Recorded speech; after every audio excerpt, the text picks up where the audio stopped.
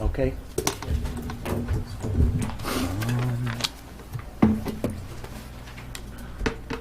Good evening, everyone. Welcome to the Monday, March 9th, 2020 Caribou City Council meeting. A roll call. Nicole and Tommy are absent and excused. Invocation.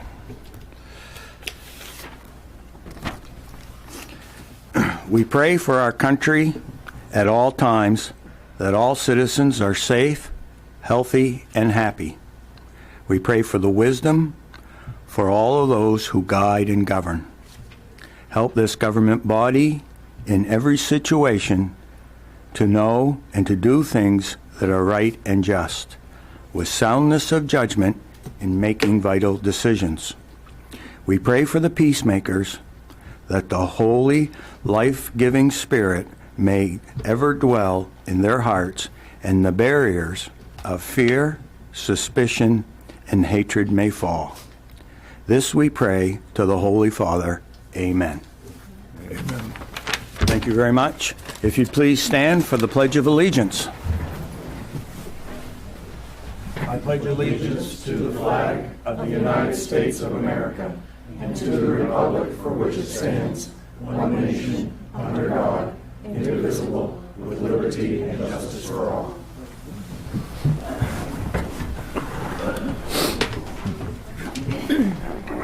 Thank you very much. Item number 4, public forum. Would anyone wish to speak from the audience? Yes, sir. I come to ask about that stop sign on Collins. Yes, sir. Your name, please? Harold Snyder. Harold Snyder. Yes, sir. You told me to come to this meeting. You guys will give me a verdict.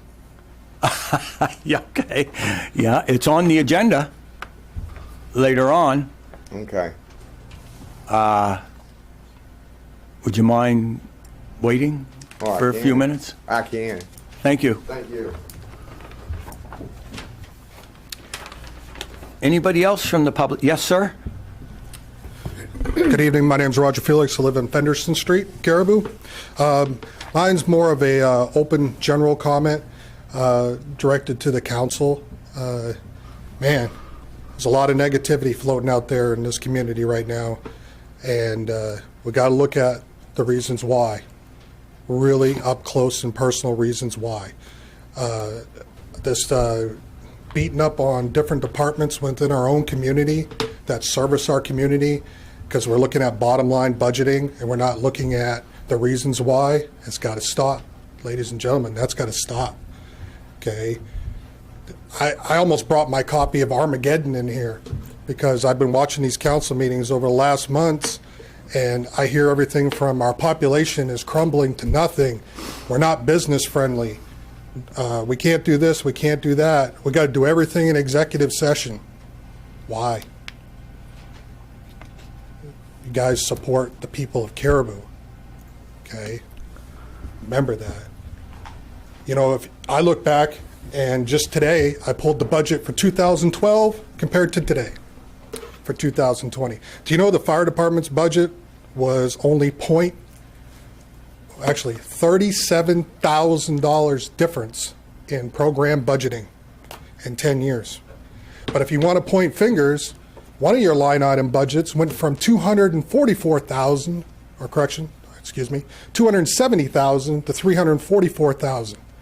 Now, if my numbers are correct and the number of people eliminated from Caribou, as some people have come here and said, even though the population in Caribou in 2014 was 8,200, and now it's a little over 7,900. So I've got to ask you guys, was it 300 millionaires that left Caribou in the last 10 years?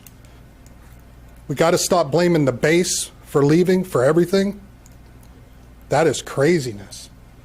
Okay, the base has been gone for over 20 years. One of the other things that really I have a really heartburn about is when it comes to services in Caribou.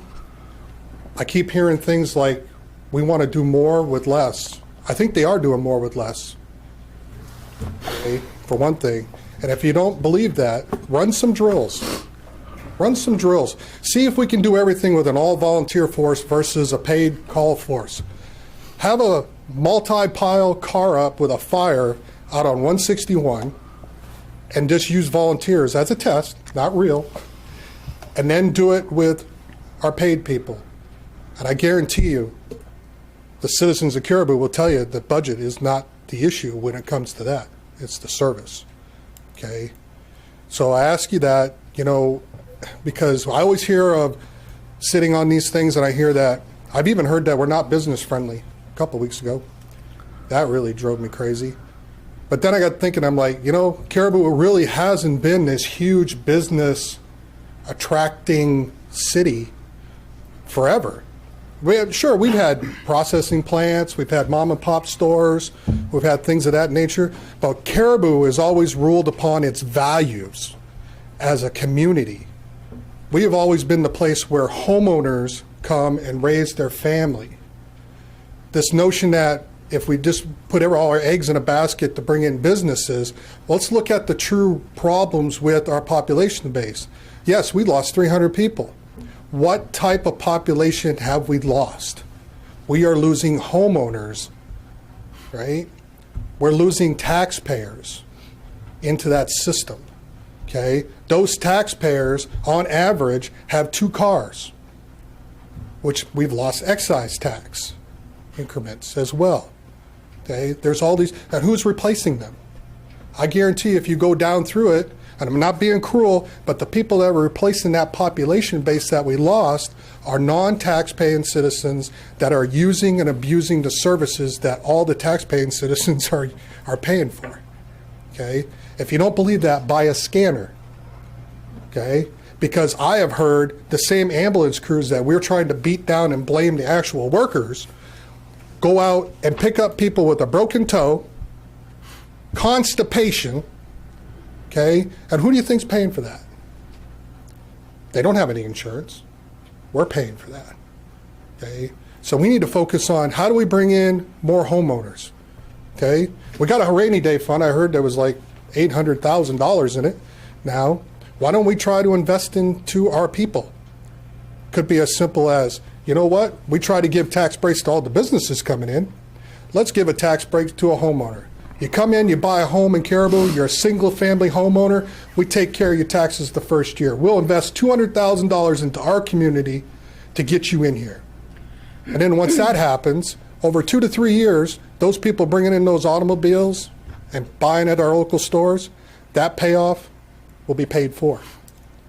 So all I'm saying is, we got to come together as a unit, as a cohesive unit, and stop playing the blame game within our own departments, but hold them responsible, okay? Instead of the council coming up with all the budgetary figures, make the managers brief you. Not in executive session, brief the citizens of Caribou. And then if leadership changes are needed, great, make that adjustment. But we can't fight a war with reserves, okay? People have tried that for many years. You might save some money, but you'll lose some lives at the end. And I just wanted to say that because I know every one of you came in this position to do good for our community. And I really hate seeing all this negative stuff floating all over the place against people. I have no doubt that in your heart you want the best things for Caribou, okay? But let's look at the reasons why before we start pulling triggers on budgets and all these other things, because we can't blame a school teacher when 43% of our budget goes to the school department, can we? Okay. We look at overtime. Well, ask yourself if you would run into a burning building for $30,000. Would you? Because that's what we're paying our fire department. And without overtime, they're going to go somewhere else. Okay? They will. They will. Same way our police department. I've heard that some of them are leaving right now, too. So we got to be user-friendly, people. Thank you for your time. God bless you. Thank you. Anybody else? Hearing none, I'll close the public forum portion of the council. Item number 5, City Council minutes, February 10th, 2020 regular council meeting. Chair will entertain a motion. So moved. Second. Moved by Doug, seconded by Jody to move to accept the February 10th, 2020 regular minute. Any additions, corrections, or subtractions? Hearing none, all those in favor? Motion carries. Item number 5B, February 29th, regular council meeting minutes. Chair will entertain a motion. So moved. Second. Moved by Hugh, seconded by Joan. Any additions, corrections, or subtractions? The Chief Gahagan reminded me that he was in attendance that evening, so it was an oversight. We will add the chief's name to the attendance list. Hugh, is that all right with your motion? Yep. Joan, all right with your second? Yep. Any other additions, corrections, or subtractions? Hearing none, all those in favor? Motion carries. Thank you very much. Caribou, no, February number 6, appointment of the Housing Board member. Dennis. Mayor and councilors, the Housing Board is made up of individuals from the community and includes those that are appointed by the council. It also is made up of citizens and even tenants that utilize the housing program within the community. And the board has asked that one of the members be removed due to non-participation and non-attendance in meetings, and that this individual that's in your packet tonight, and let me just drop down to that real quick, be appointed in their stead. Ms. Heather Bartlett. And may I understand you were on that committee and you were there at the last meeting, and maybe have some more discussion on that you could share, but that's the gist of it. I personally don't, yes, I am on that committee. I attended it. I personally do not know this lady, but the committee members who are familiar, Ken was there, are very positive and upbeat on this person's appointment. It's, how do I say this? It's one of the better success stories that this program gives people the opportunity to succeed. And this is one of the better success stories. So it was with a unanimous decision that this lady be asked to join the committee. Thank you, Dennis. Chair will entertain a motion to accept Heather Bartlett. So moved. Second. Moved by Doug, seconded by Hugh. Any other questions or comments from the council? Hearing none, all those in favor? Motion carries. Thank you very much. Pardon?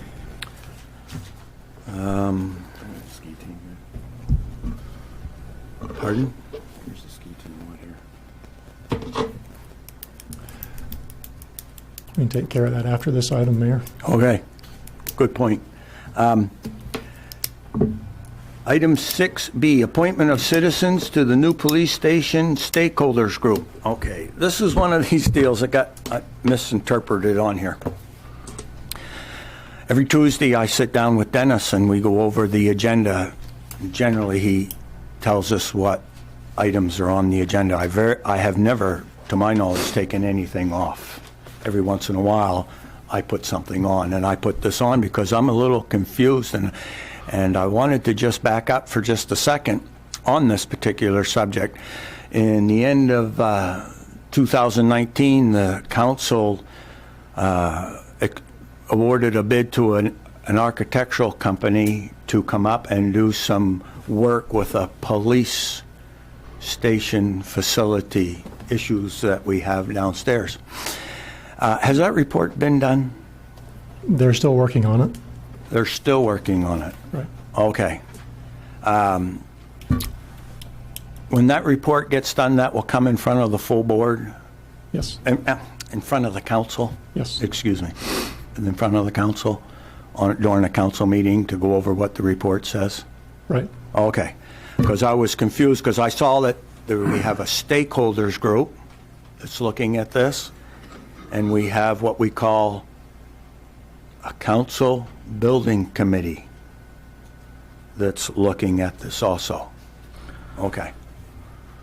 The architect is preparing things, and we have the stakeholder group, and by extension, the council municipal buildings committee is associated with that as well, basically working with the architects through the process to finalize what is going to go into this report, and it comes back to the council.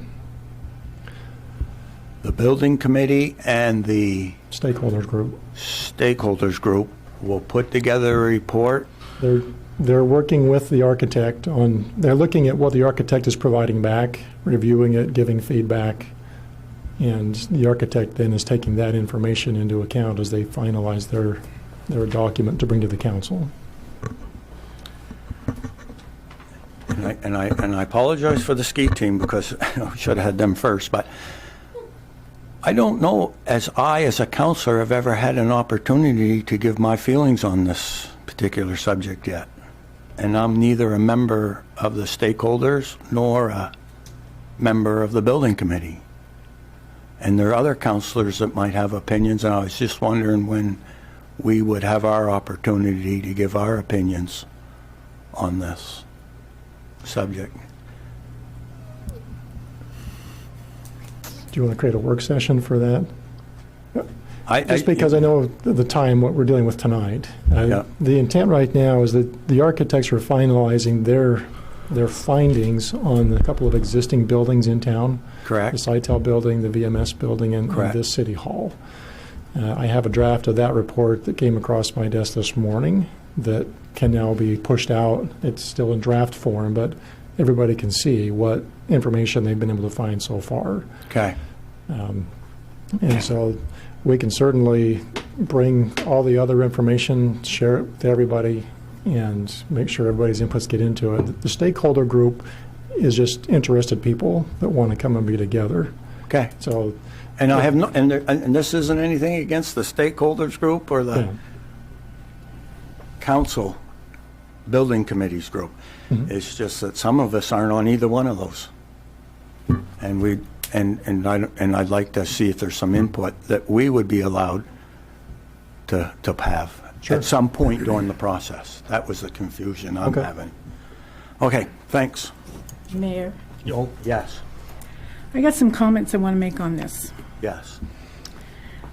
On March 5th, I saw an email, no, I'm sorry, March 3rd, I saw an email that went from Councilor Morrell to the city manager, and it said, "Good evening, Dennis. Please add Milo Haney and Freeman Cody to the committee member list. Thank you." I'm going, what committee member list? What committee? The committees had already been made, they'd already been sanctioned, and I thought, is this the building committee? That's all that was said. And I thought, well, I got to check that out. And then on March 5th, I saw the mayor's notice and said, sorry for the last minute item agendas. One of the items that are going to go on there is an appointment of 2 Caribou citizens to the building committee. And I'm going, building committee? We already have a building committee. So then I saw another email that said, a stakeholders group for the new police station met on Thursday, March 5th to discuss information provided by Artifacts Architects. The stakeholders group currently consists of the following. It was Councilor Morrell, Ayer, Kirkpatrick, City Manager Marker, Chief of Police Mike Gahagan, Sergeant Mark Gahagan, the Chief Building Official Penny Thompson, Bruce Hagelstein, Milo Haney, and Freeman Cody. Was this group even publicized? When we set up the Airport Advisory Board, we publicized it. We took applications for the people who wanted to serve on that board. Where did this come from? I didn't see any publication. I'm not done yet, you wait. I didn't see any publications about this. I didn't see any applications. All of a sudden, we've got this group that has not been voted on by the council yet, but has already met. added some members to it. What if somebody else wants to serve on this? Shouldn't this be established? This right here looks like, has the perception of backroom politics. And with all the rhetoric that's going on, and everything that you see on Facebook, and all the comments that are made in town, and the negativity, I would think that this would be the last thing that should happen right now, that this should have been publicized and should have been brought forth and had other people ask if they could be on that and taken some applications. And I don't think this should be voted on tonight. I think it should be tabled until they publicize it and take applications from other people, then sanction it after you've got the board set. I don't have a problem with this, but it's been done wrong. I have a problem with Oh, it. do I have permission to speak now? Nope. I'm done. I'll recognize you You're good, in a minute. In a minute. And that's why I'm confused too. And that's why I made my comments to Dennis. So you didn't even know about this? You didn't know this was being formed? No, Okay. but we're just going to back up. No, but. I get it, Joan. I Okay. get it. But, there's 7 individual people here, and we're going to do the best we But can. we have to do But, the right I have no way. idea. That's why I just got done telling, I'm confused. So I'm just trying to back up to the best of my ability. I don't even know how the stakeholders group was formed. That's my point. That's my exact point. Backroom politics, maybe? I don't know.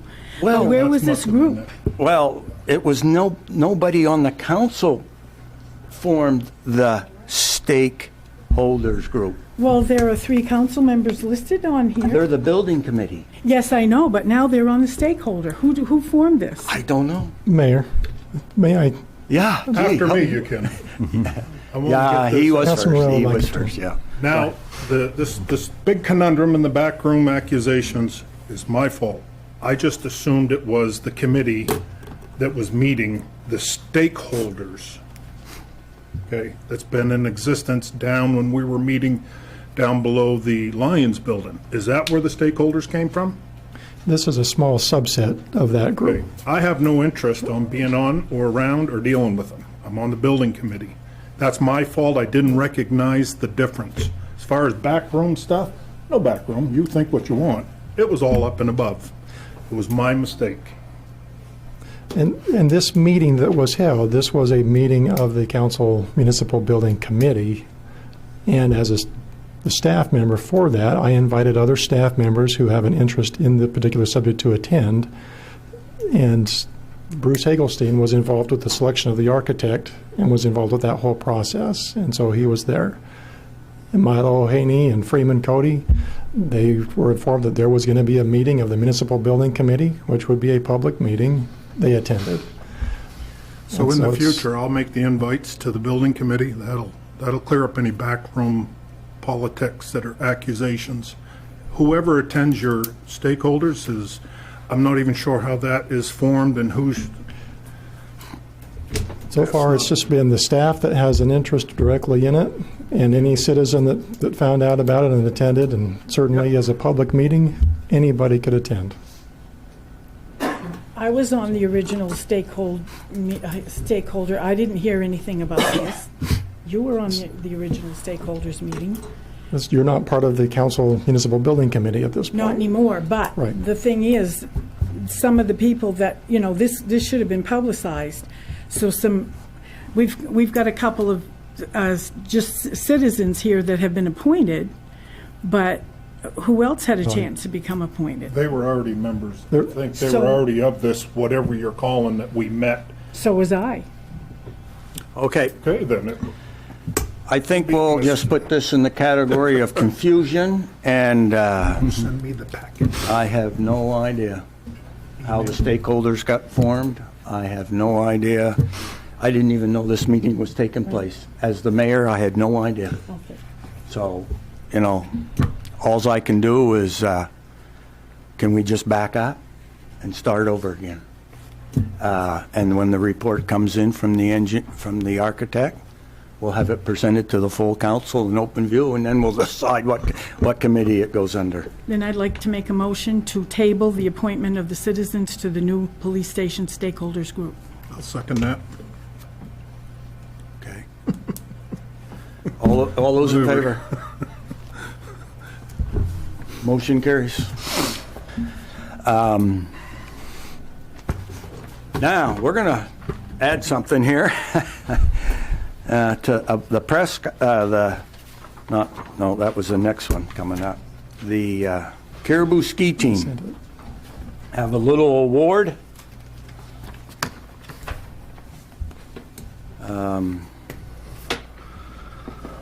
Won second place at the ski meet. And, sir, did you like to say a few words? Good evening. My name is George Ferlin. I'm the assistant Nordic ski coach at the Caribou High School. This year we had an exceptional season, and I appreciate the council inviting these exceptional young men and women here tonight to be recognized for their accomplishment. Both the girls and the boys Nordic teams were state runners-up in Class B. Tonight we have representing on the girls team Abigail Wimmer, who was 9th overall in the competition. And we have Emma Hickson, who is our third scorer on the girls team. And we also have Sage Dubé, who is another one of our scorers on the girls team. The girls put up a tough fight against a very tough Yarmouth program, but they excelled all season. And in fact, in the county, they were undefeated. In Nordic skiing, it's made up of two formats. We do traditional, which most people are familiar with, or classic, where we're in the tracks, and we also skate. These kids practice 2 hours a night and 10 to 15K every day during the season. And if you want to convert that over to miles, that's 9 miles a night that they ski. And when they compete, they're skiing 3.1 miles, so 5 kilometers. So they're a tough group of kids, and they really put in a lot of effort. They don't always get the accolades, but I'm glad that they're being recognized tonight. On the boys' side, I forgot to mention, who wasn't able to attend tonight, Kaylee Bell, who is a freshman, and she was second overall in the state in Class B. This past weekend, she competed in the U16, which is, they used to call it J2s, which is kind of a junior Olympic event, and she represented the state of Maine at that event in Vermont, where she did very well. It was 4 events over 3 days for a total of 15 kilometers. On the boys' side, we have Malachi Willie, who was second overall at the Class B state championship. We have George Furland, who was third overall at the state championship and also competed in that U16 representing the state of Maine this past weekend. Brady Miller, who was 9th overall at the state championship, and this week goes to Eastern High School Championship to represent the state of Maine, which is going to be held over in New York. We also have Carter Belanger, who was one of our scorers, and we also have Jordan Duplessis, who's one of our varsity ski members, who are also all on that second place state second place team. So again, thank you very much for having us, and if nothing else, by being held up a little bit, they learned a lot about. Thank you. Thank you. Awesome job, guys. Sports is a very important part of the educational system. It's a great avenue to teach hard work, sportsmanship, perseverance, and sometimes you don't win, but plug along in your work, and it's a great life lesson in participating in sports. Some sports get great recognition, some not so much, but it's all important. It's all right there, and it's going to serve you all very well in the future when you get to be graduate from college and do all that stuff, and you get out in the world there. So, congratulations. Thank you very much for representing Caribou in the way that you do. Not only do you make your parents proud, you also make our community proud.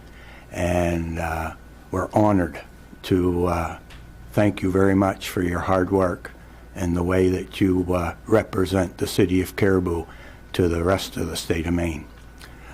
So thank you very much. This is Farmer Mark's best part. We get to have a picture with all of you. So would you mind? Come on down, and we'll stand behind you. Come on, guys. We're going to stand right over here by Joe.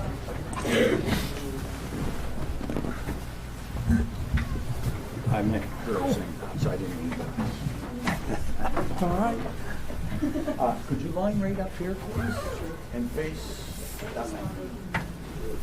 You get in? I guess so. She says me to suck it in because I can't.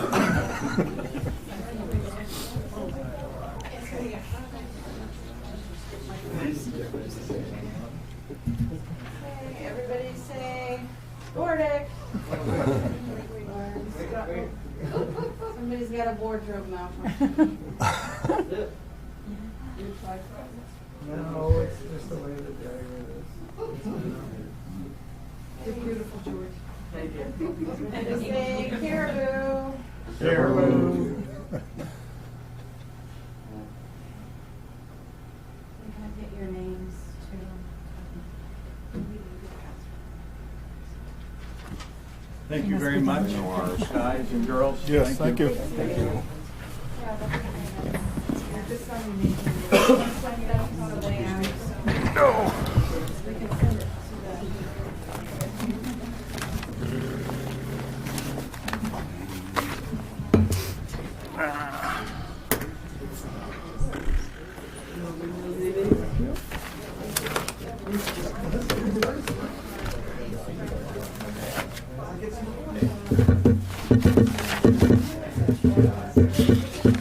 Pat hurting.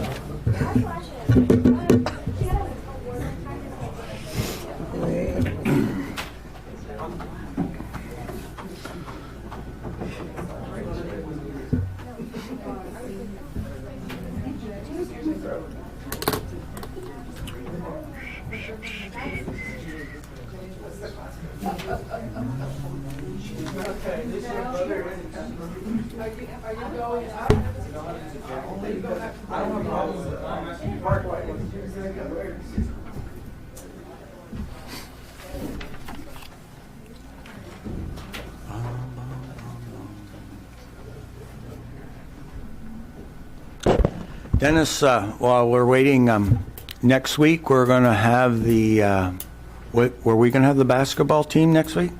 In 2 weeks. Next council meeting? Yes. We were going to have the Boy Scouts in 2 weeks also? Yes. Okay. The Boy Scouts are coming for their service. Citizenship in the community. Pardon? Citizenship in the community merit badge. Yep. And we'll have Just not gonna play along tonight. we'll have one of the members of the Boy Scouts open up the meeting with the prayer.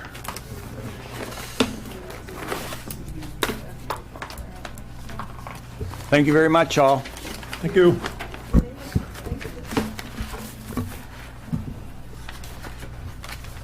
Thank you, Penny. Okay, item number 7A. Discussion regarding the 2020 revenue projections. Dennis. Councilors, you may recall we've been discussing some of the hurdles that we were trying to get over with regards to putting the revenue budget together. Those primarily being the ambulance service contracts with outside communities. And we're starting to see those trickle in. This morning I received hard copy of the Limestone EMS contract and the Fire and EMS contract for Woodland. Those are the two largest contracts that we were anticipating. We understand from many of the other outside communities that they are also going to be signing the contracts, though we're waiting to see those come back to us. And so with the two major contracts being brought in and having some assurances from other communities that they will be also signing, we've been able to finalize the revenue budget for you and share that with you tonight. This is on just for discussion of the first read, and we're hoping that we can bring it back to the next meeting for a final adoption by the council so we can get it into our system. But definitely if there's questions that you have, we can take whatever time you'd like to go through these. We have within each department a revenue lines. General government is the largest revenue source that we have, and that is primarily coming from the property tax. And let me close some of these down so it's a little bit easier to see.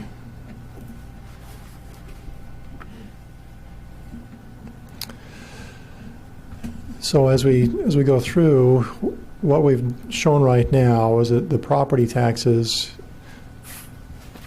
we're assuming right now that the mill rate is going to stay the same from the city side, and any increases that come from the county or the school district would be applied to the mill rate. And these numbers right now that are in the spreadsheet are anticipating that the mill rate would be the same as last year. We do have a report from the county that their appropriation is going to be 4.7% more than last year. We're still waiting for the school district's numbers. Right now, we've assumed a 3% increase from the school district as far as the property tax and the mill rate is concerned. Everything else is generally created by fees that the council has established or that the state has established. We have some fees that come in due to delinquencies in the taxes or anticipated looking at the trends that we are seeing right now within the community.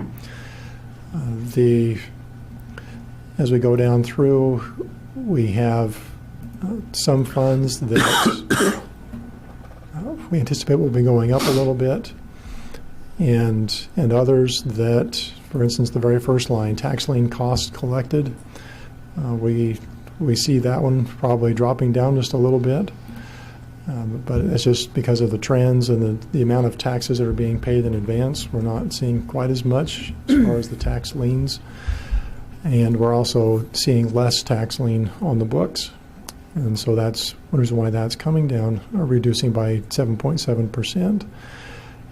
The trend with our delinquent taxes as far as the interest goes is that is going up. And so there's a 4% increase in that. The supplemental tax, we had $1,000 in the 19 budget, but haven't received anything, and we hadn't received anything in 2018 either. And so for the 2020 budget, we're just showing a zero there for the supplemental tax. The payments in lieu of tax, we had that at $58,000 in 2019. We received about $3,000 more in 2019 than budgeted, but for conservative efforts, we've left that at $58,000. That's about where our trend has been over the last few years. City-owned property, this is the sale of properties that the city owns. And so in 2019, we sold $49,000 worth of property. We budgeted $30,000. There are a couple of not large, but there are a couple of properties that the city owns that we hope to sell this year. They could come in significantly more than $30,000, but for now, we've left it at $30,000. The excise tax has been growing steadily over the last few years. In 2019, we budgeted $1.47 million. We received $1.54 million. And based on the trends, we're not shooting for what we actually received in 2019, but we do have a $50,000 increase projected for 2020 funds, so a 3.4% increase in excise tax. That's not that we're going to charge more, but just because of the amount of vehicles that are being registered, we're seeing more coming in that way. Boat excise tax, a minimal amount, $4,100, raising that by $100 in this year's budget. The registration fees for boats staying at the same at $400.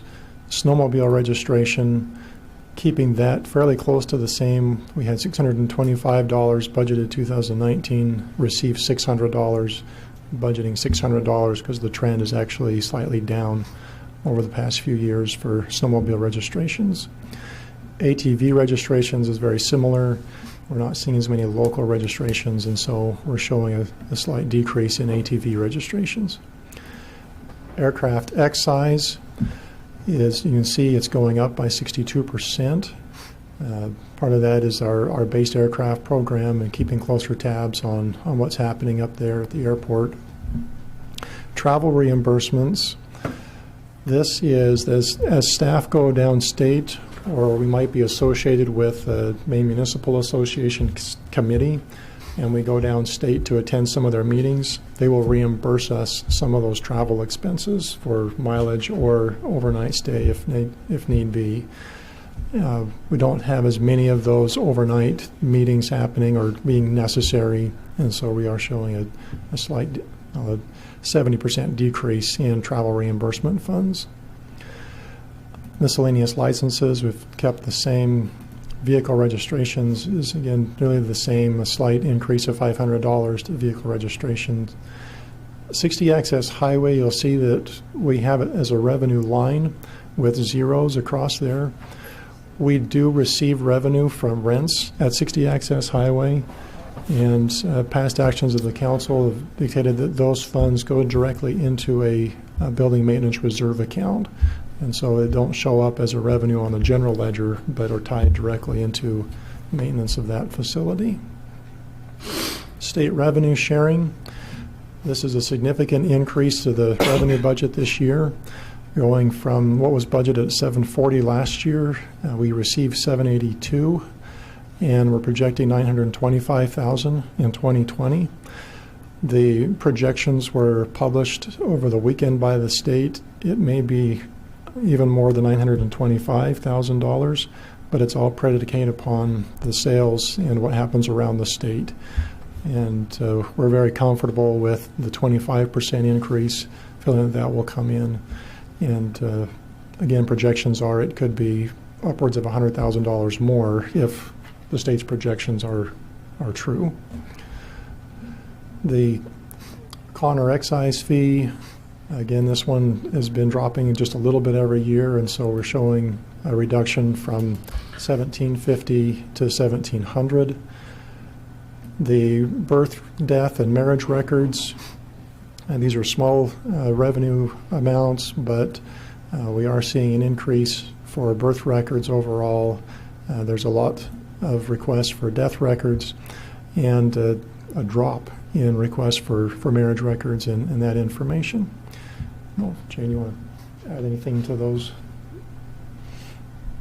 as far as discussion? Not really. We're pretty constant. It doesn't like me over here with the feedback. What I would prefer to point out is when it comes to snowmobile, boats, motor vehicle, and ATVs, that they can all be done online. So it's not that there are less snowmobiles, less ATVs in town. It's just less of people coming in the office to do them. They have to do new ones, but often people will do the renewals online. The same with hunting and fishing. They will buy online. So that's where we've lost it. Oh, and if I didn't mention the registration, the agent fees. It's also for doing it online.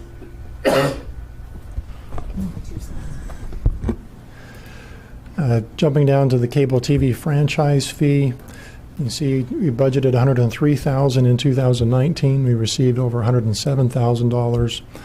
The decisions that have been handed down by the FCC in the past couple of years are indicating that the cable companies may be able to deduct from the franchise fees certain costs that they incur. For instance, the franchise fee that we've been working under provides that they would give City Hall, the fire station, the rec center free cable service. And those types of services, the FCC is now saying that the cable companies can deduct those costs from any franchise fees that we're charging. We're still dealing with renegotiation of the franchise agreement, and there's also some national legislation that is being proposed right now that would make it so that they would essentially trump the FCC's ruling and be able to reinstate the full franchise fees that we've had in the past. So if that legislation passes, we anticipate that that number would creep back up to about the 100,000 mark. But not knowing for sure what's going to happen, we're using the best estimate that we have as far as the costs that they could deduct from the franchise fee that we've had in the past. And so we're showing into 2020 franchise fee collection of roughly $86,000 rather than the $103,000 we had budgeted last year.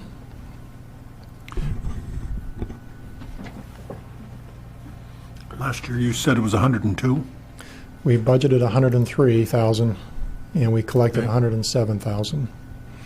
And we're budgeting or We're budgeting estimate of 80. $85,000. Something. Right. Okay. Thank you. What the indication is, the cable TV franchise that we get right now is based on 5% of their gross receipts. And their indication is that in order to recover all of their costs for providing the city's services in our buildings, they would need to deduct 1% from the franchise fee in order to cover those costs, which the FCC is saying would be a reasonable reduction to the cities. And the rationale that the FCC has for making that decision was that if more money is able to go into the service providers, that they would then be able to expand their services into more places around the country. That, of course, is yet to be seen, and we're still waiting for everything to shake out with regards to the legislation on this.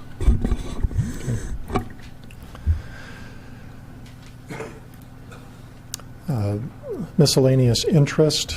This would be on some of the savings accounts that we have, and we budgeted $30,000 in 2019, received $44,000, budgeting $42,000 in 2020. Again, conservative based on what's happening there.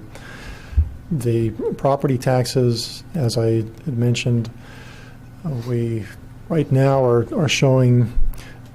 anticipating that the city's portion of the mill rate will stay the same and that there will be a slight increase to cover the county and the school district. Right now we're showing a 0.6% increase to the property tax rate based on what we believe is going to be happening with the school district and the county.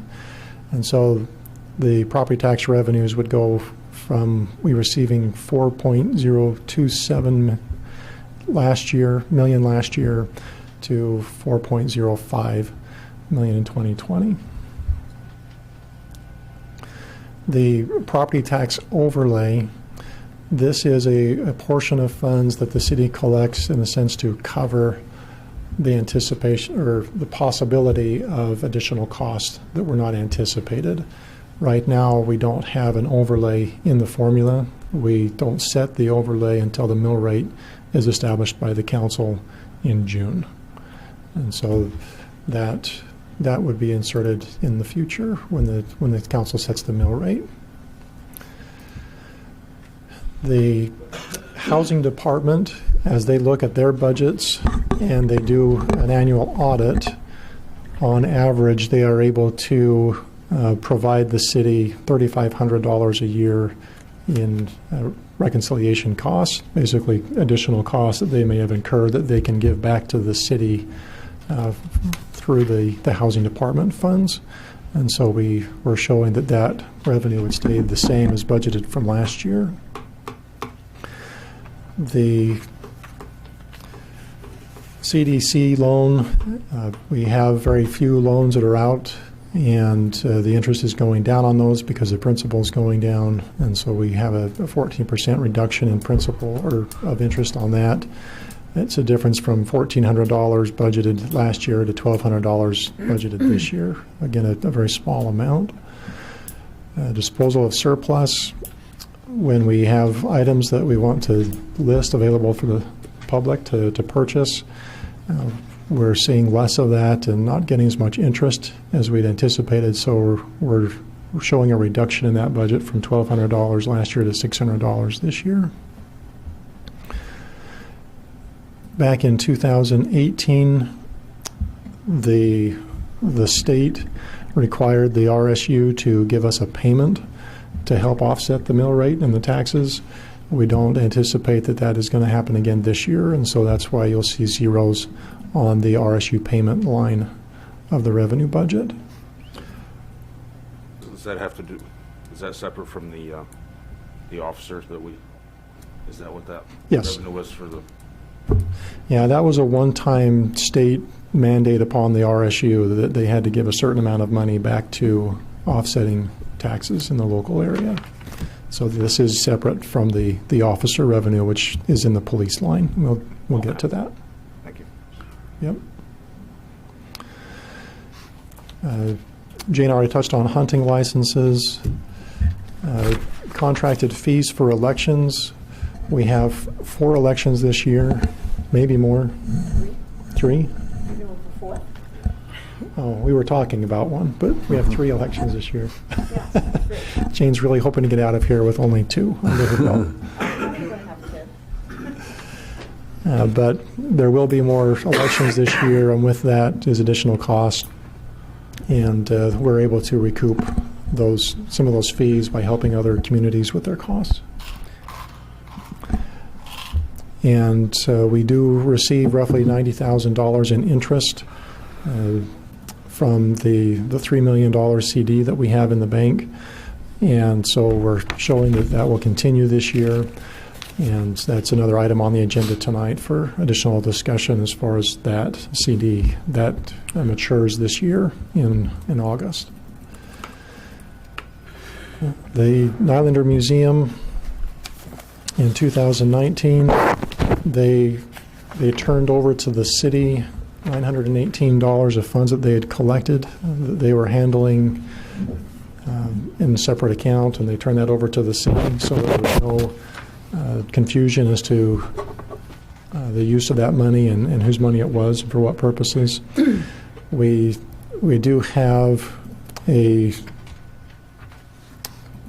basically an office occupant. We have with the museum program that we've had last year, we've offered space to the the Chamber of Commerce. They come in, and there's also another group, the Department for Rural. I got it in the council packet memo. The Center for Advancement of Rural Living, they occupy space, or no, they share some of the office space, and they pay us a little bit of rent. But they also, while they're in the building, they help the museum staff out, or the board out, by being there, helping patrons, and taking care of some things that way.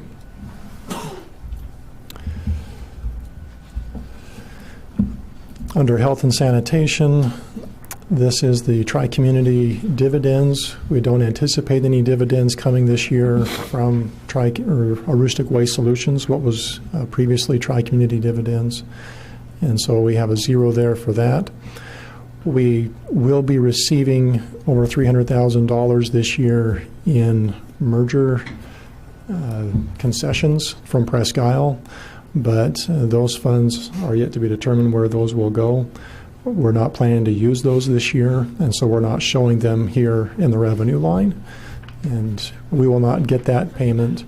Actually, it'll be December 31st when they'll probably cut the check. We probably won't even get that payment until January 1st of next year, so it'll be in next year's budget. Okay. The EOC rentals, this is the rental that we have over at the Lions building, and that's currently, we're generating $4,000 a year for that. There's been a question that was posed of what is the contract that we have in place, and I know that our clerk did some research to try to find the current contract.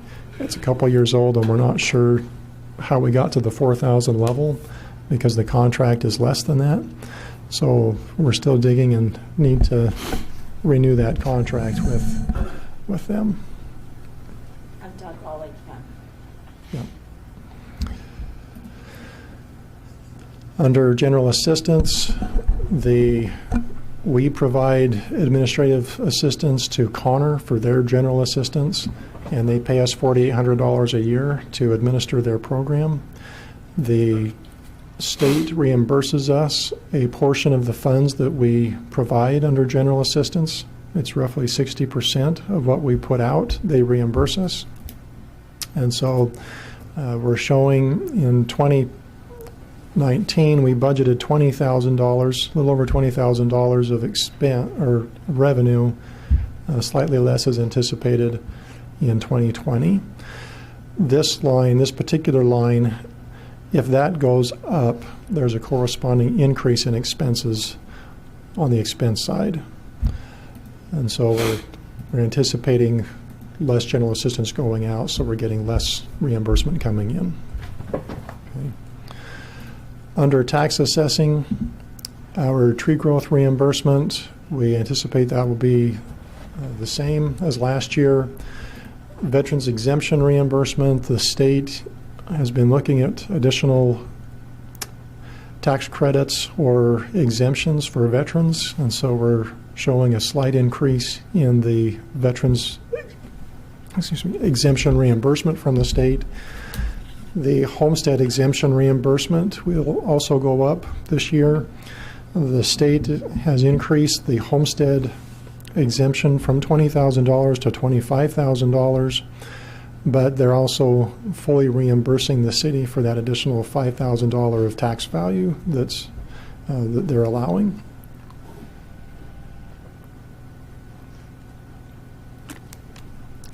So you'll see that there's an increase from $631,000 in 2019 to $651,000 in 2020.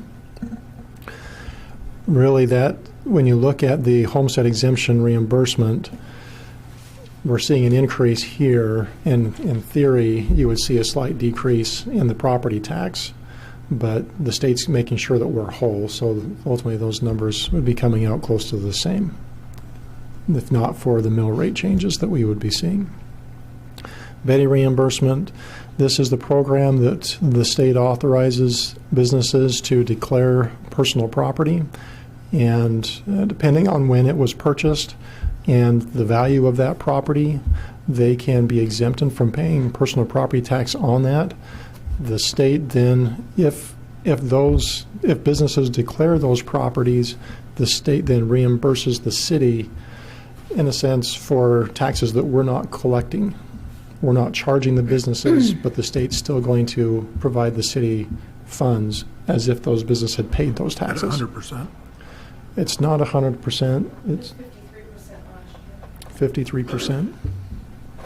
Statutorily, it's 50%, but it depends on what percentage personal property is of your total valuation.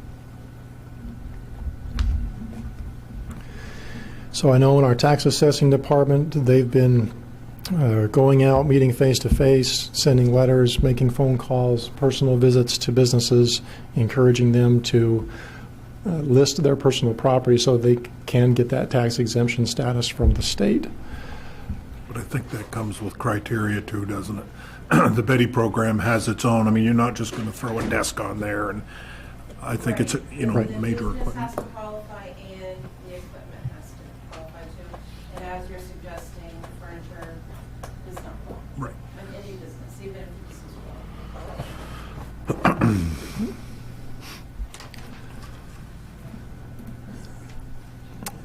is Under the code enforcement department, we don't charge electrical permits anymore, and so you'll see those lines are zeros. Building permits, we conservatively have that at $2,000, which is the same as what we had last year. We did receive $3,300 in revenue last year from building permits.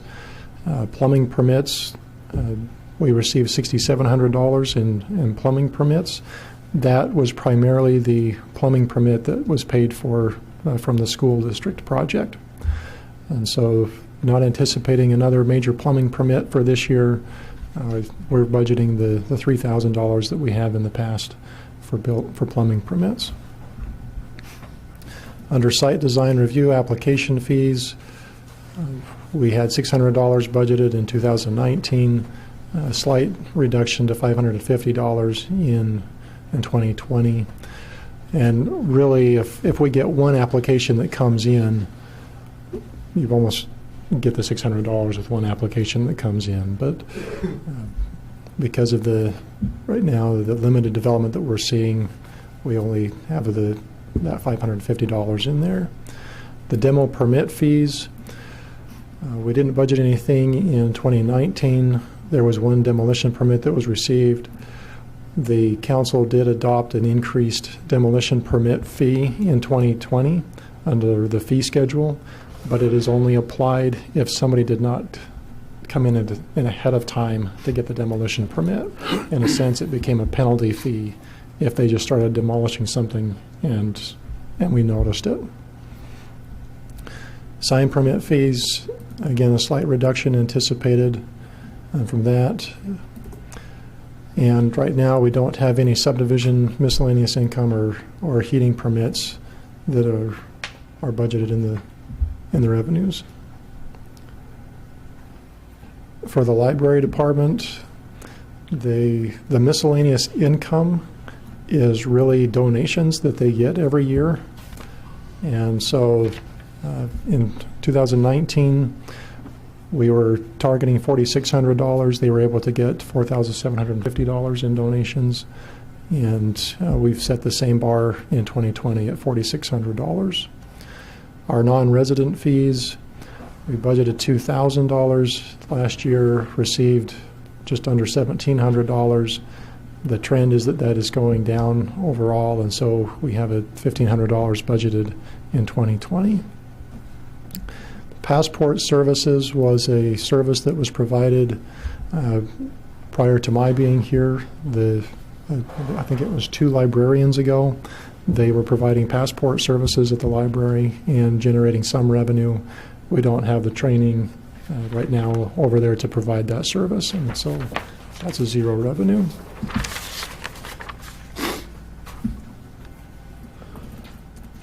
Under the fire and ambulance department, there were significant changes this year legislatively with the reimbursement rates and also with the outside community contracts that we have. Under main care, the state has increased their reimbursement rate, and so that's what makes up the majority of the increase of revenue that's proposed for there. We've anticipate growing from $360,000 of state reimbursement to $430,000 of state reimbursement. The contractual allowance, right now we've left it the same as last year. Theoretically, if they're reimbursing us more, the contractual allowance should go down a little bit, but we're also picking up limestone, which means we're going to be doing a few more runs, which means we may incur more contractual allowance that way. So even though the contractual allowance should be less, the additional runs may put us back to where we've been in our contractual allowances. So that's why we have $174,000 in 2020 negative, which is the same as what we had last year in that line. At the federal level, We budgeted $660,000 last year. We received $762,000. The additional runs that we anticipate with limestone this year, you see the budgeted amount going to $800,000 above the 762, but the contractual allowance is staying a slight increase over actual from last year. Again, it's even though we're doing more runs, the contractual allowance is staying the same with the federal rate. Private insurance, we've left that the same as last year, even though we had we saw revenues of $422,000 instead of the budgeted $415,000. Contractual allowances, we're showing that going up in 2020, just as a additional precaution in the budget. Self-pays, we had a reduction in self-pay over in 2019. We budgeted $220,000. We only received $170,000, and so in the 2020 budget, anticipating a similar payer mix, we've budgeted only $175,000 for revenue under self-pay.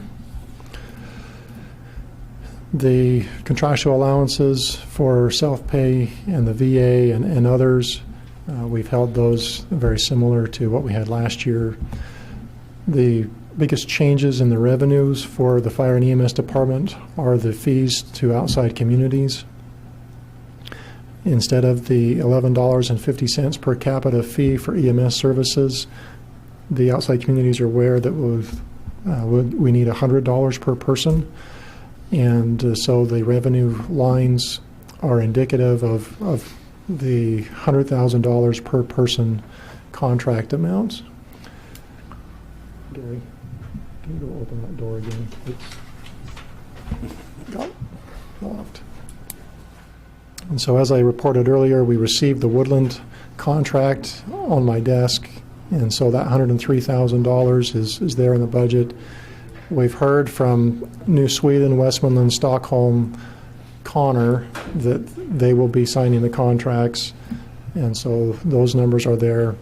We've not heard from Perham what their anticipation is. I know that they've reached out to Presque Isle asking for them to give them a quote for service, as well as the North Lakes. And so at this point, we're just waiting to hear back from Perham by the end of the month, as we've given them till March 31st. Madawaska Lake, the indication from the county is that contract will be signed for EMS services. Wade will not be renewing their contract with us, and so we have a zero revenue from them. And Washburn's not renewing their contract with us, so that's a zero from them. Two new lines for revenue this year are the Caswell and the Limestone per capita fees. And those two by themselves come out to over $220,000 additional revenue into the department. These fees that I've talked about so far are just the EMS fees. There are some communities that have the fire service, and those we'll get into in just a minute. So we have recovery of bad debt staying the same as last year, $2,500.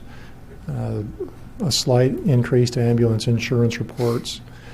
As far as the ambulance billing services that we provide, we notified Holton that we would not be providing them services later this year. We did give them a cushion of time in which we would continue to provide service to help them transition to somebody else.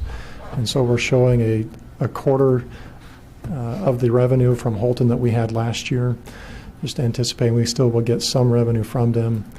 Calais, a slight increase in revenue for their services. Island Falls, right now it's a very minimal amount of revenue that we receive from them.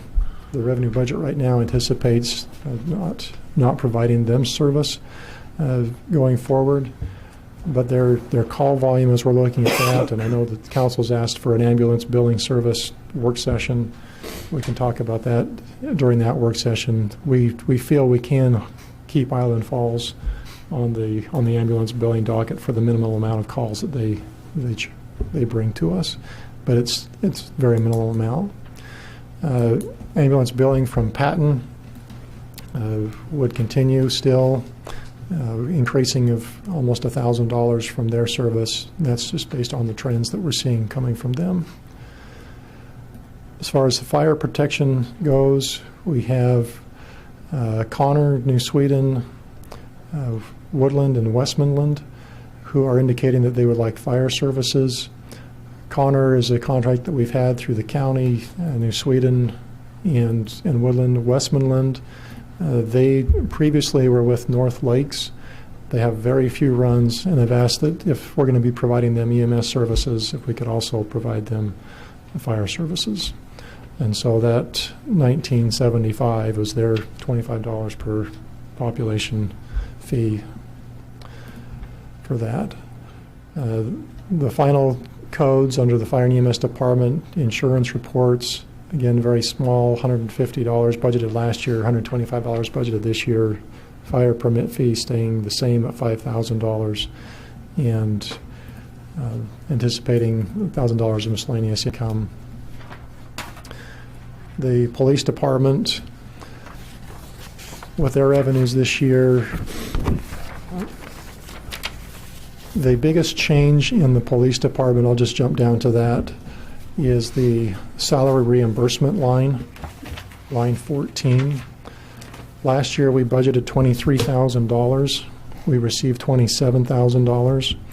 This line is, we get this revenue because if we have an officer that leaves, goes to another department, then that other department reimburses us a portion of the training costs that we incurred with that officer.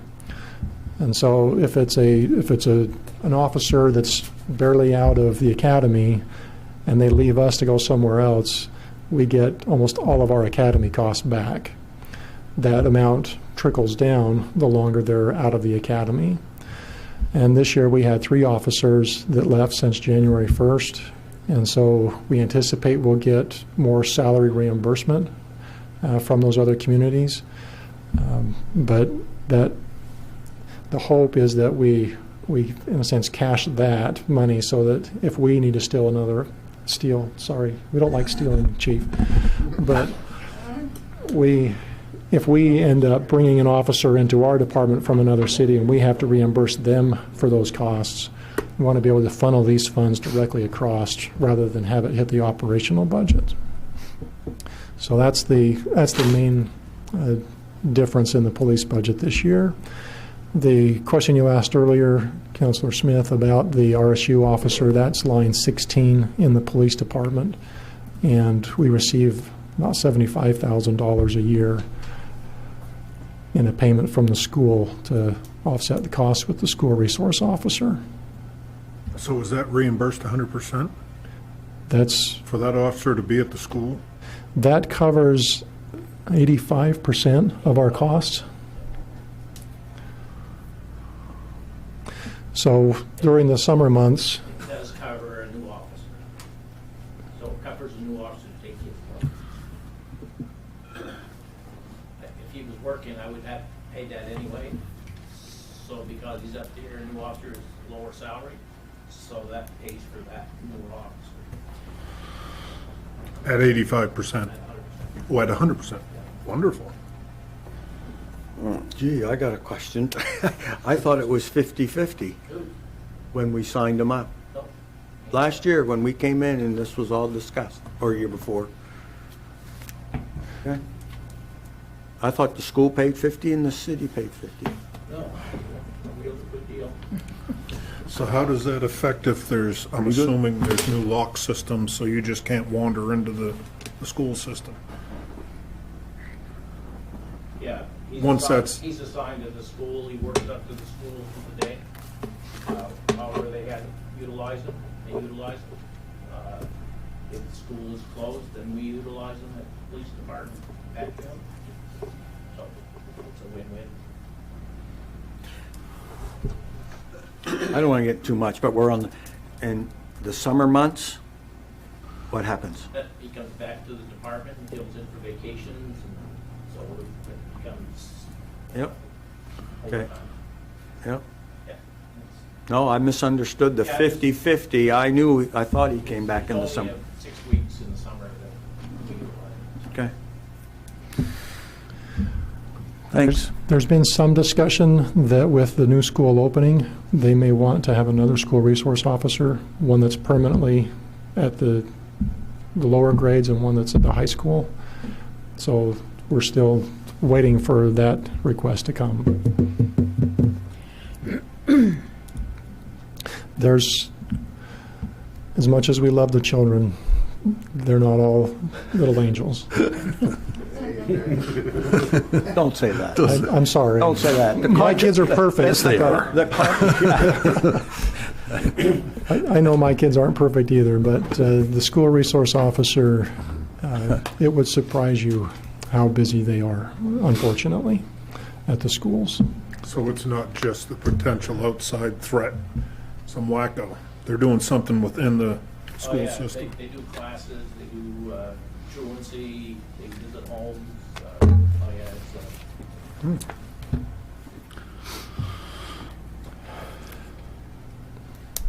it's, It would scare you to hear everything that the school resource officer has to deal with, unfortunately. But it's there, and they play a major role in helping to ease some of those pressures on the teachers, as well as deal with issues that need to be handled. And isn't that a good reason to have a sports program? To get the youth involved in a constructive way. Certainly. Yep. Okay. Okay.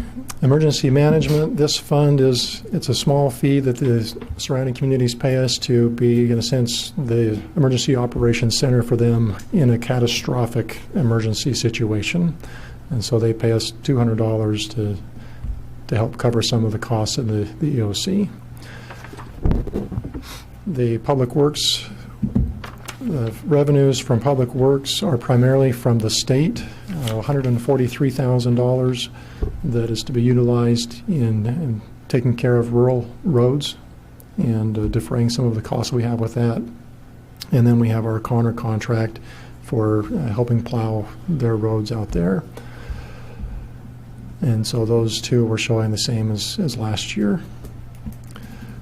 In the Recreation Department, we have rental incomes at the rec center.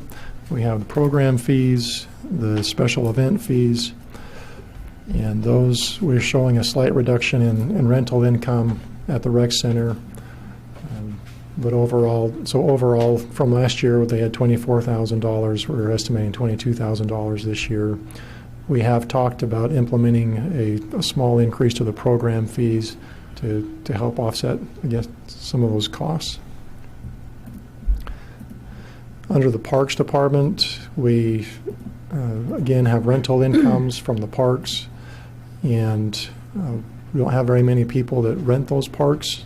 They're obviously open to anybody that wants to use them, and the use is not such that people have to reserve them to try to beat people away. We anticipate that with the completion of the Teague Park and the splash pad, we'll probably see additional requests for renting of the facilities. And so there is a slight amount of rental income in there for that. At the airport, the two main sources of revenue at the airport are hangar rentals and fuel revenue. The $16,000 in rental revenue is, these are based on current contracts that we have in place for the year.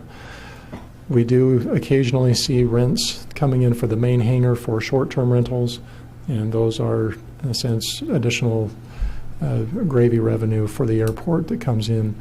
You'll see in 2019, we estimated $11,000 of rent and brought in $28,000 of rent at the airport. Some of that was from the short-term rental hangars, but also we found as we were completing the T-hanger project, any rents that we were receiving prior to closing out that project, we had to set aside and reserve for giving those funds back to the FAA. through the project closeout process, those funds were incorporated into the closeout, and we were able to capture all the funds that we had set aside to send to them. And so that's one reason why we had $28,000 in rental revenue, was essentially being able to capture all of the money we had set aside that was taken out through a different process. Fuel revenues, last year we did not budget revenue for the full year, and so we only budgeted $8,000 of fuel revenue in 2019. But managing the fuel island for the full year, we brought in $27,000 of fuel revenue. We anticipate a similar $25,000 of revenue in 2020. We did increase our fuel prices slightly, and so again, that's a conservative number, the $25,000. We anticipate it might be a little bit higher. For the trailer park, we are losing trailers slowly, and so the rentals, the lot rents, we're showing that going down in 2020 due to the loss of one of the trailers. It's a question of how long do we want to continue to have this. Joan, you got a question? I saw one up there that looks like it's been abandoned. Has it been abandoned? There's one that the roof has caved in. Is that Right. the one? So, okay. Yes. So does that become Caribou's problem now? Not yet. Okay. We talked about this. We talked about starting closing, because it would take about a year. Has anything been done on that yet? I just needed a formal action from the council to say we're going to close it in 12 months, and then we send out the notices. Okay, because that probably should be addressed also, because if this one's sitting there that's going to become our problem, there'll probably be others that will become our problem too. And so we probably need to start taking care of that, whether we like to or not. So, okay, thank you. With the closure process, we can give them 12 months to get themselves and their trailers off the property. If they don't move their trailers off the property, they don't become ours automatically. We have to go through another process through the state to take ownership of those. Okay. And so even though we say we want to try to get it closed in 12 months, we could get all of the residents out within a 12-month period, but it's not going to be able to clean up all the trailers probably in 12 months. Well, at least the process would be ongoing, so. Right. How many trailers? What's the? We have 13 up there right now. I know it's been dwindling down, so Right. that's all I have. So if we shut down the trailer park and ask 13 people to move, get out, won't that be reflective as being negative? Well, not if you help them. I think there's gonna be some help for them to move, relocate or whatever. This has been in the process for 30 years, maybe, something like that. If it's going to be, we got to be a little more than think before we jump in it. We either got to know where's that help coming from. Absolutely. Speculate about the answer. Okay. With the insurance and retirement funds, occasionally we'll get a refund from workers' compensation, but we don't put any of that into the revenue because we don't know for sure if it's ever going to come. And the same with the HRA credit. And so right now we show zeros in those revenue lines. If they do come, they're additional benefit to the city.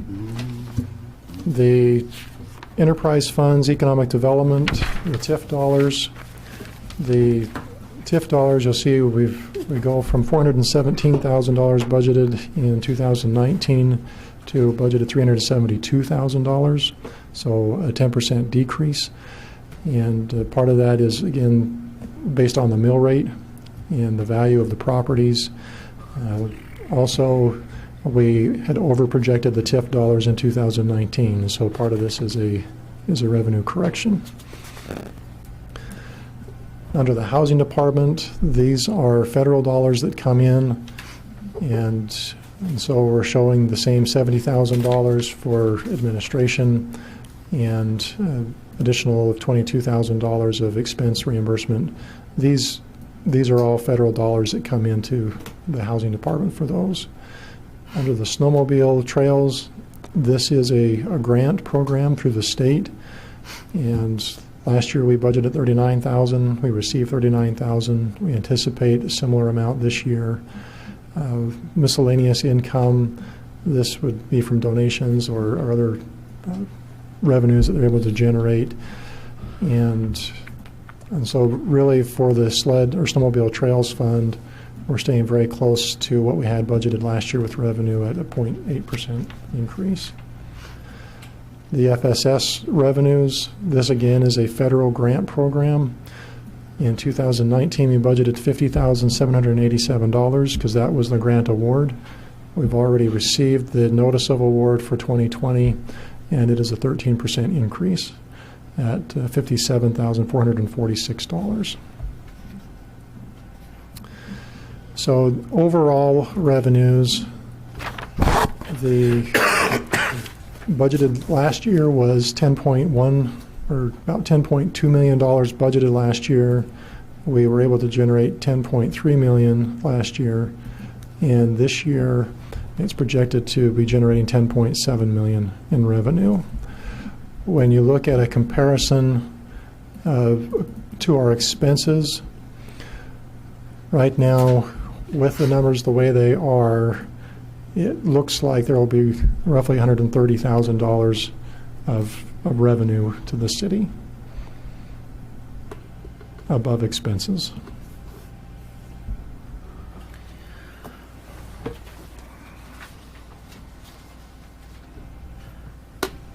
So that meant, so what you're saying is our expenses have gone up?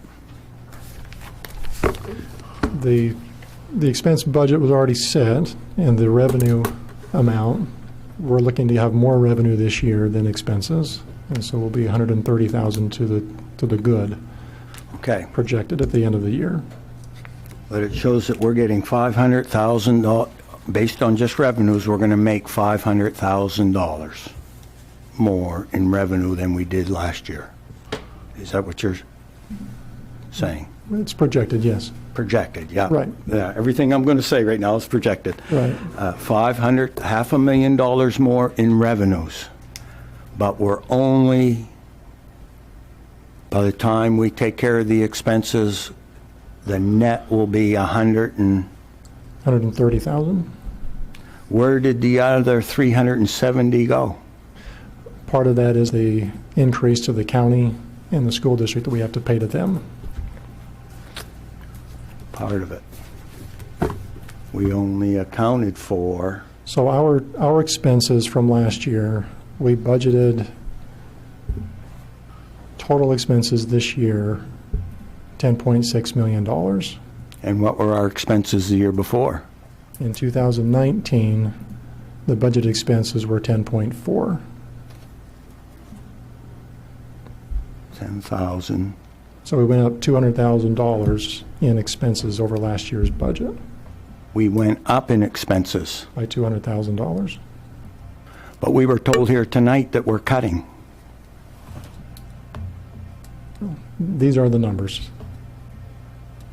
So when someone gets up here and says that we're cutting, it's not true? I would say we're looking at each of the departments as much as we can, trying to be more efficient. No, I'm trying to tell everyone that we're not cutting these budgets like everyone is saying we are. That's what I'm trying to say. And that the additional revenue that's coming in goes toward the budgets too. Nobody's cutting anything here. The only thing we've tried to do is not have the increase be so large in expenses. We started this whole process and we were looking at a 2.2 mil increase.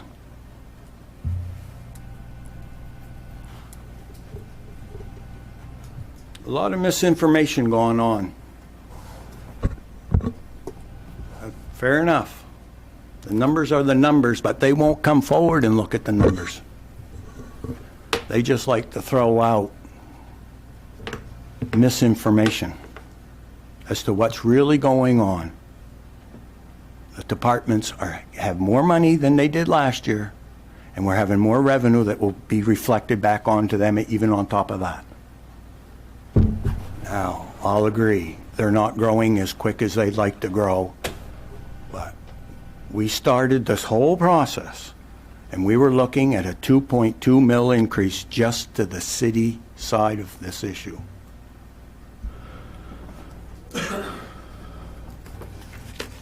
Thank you, Dennis. Any other questions? Doug?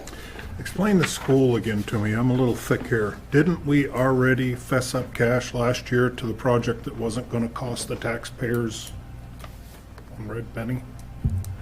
What are we talking about now? Could you explain that to me? What is the increase for the school this year? We've Or anticipated? we've anticipated 3%. Oh, okay. It's not anything official? No, Okay. we haven't seen their numbers yet. They're Okay, going I through got their it. budget My process mistake. right now. I got it. Thank you.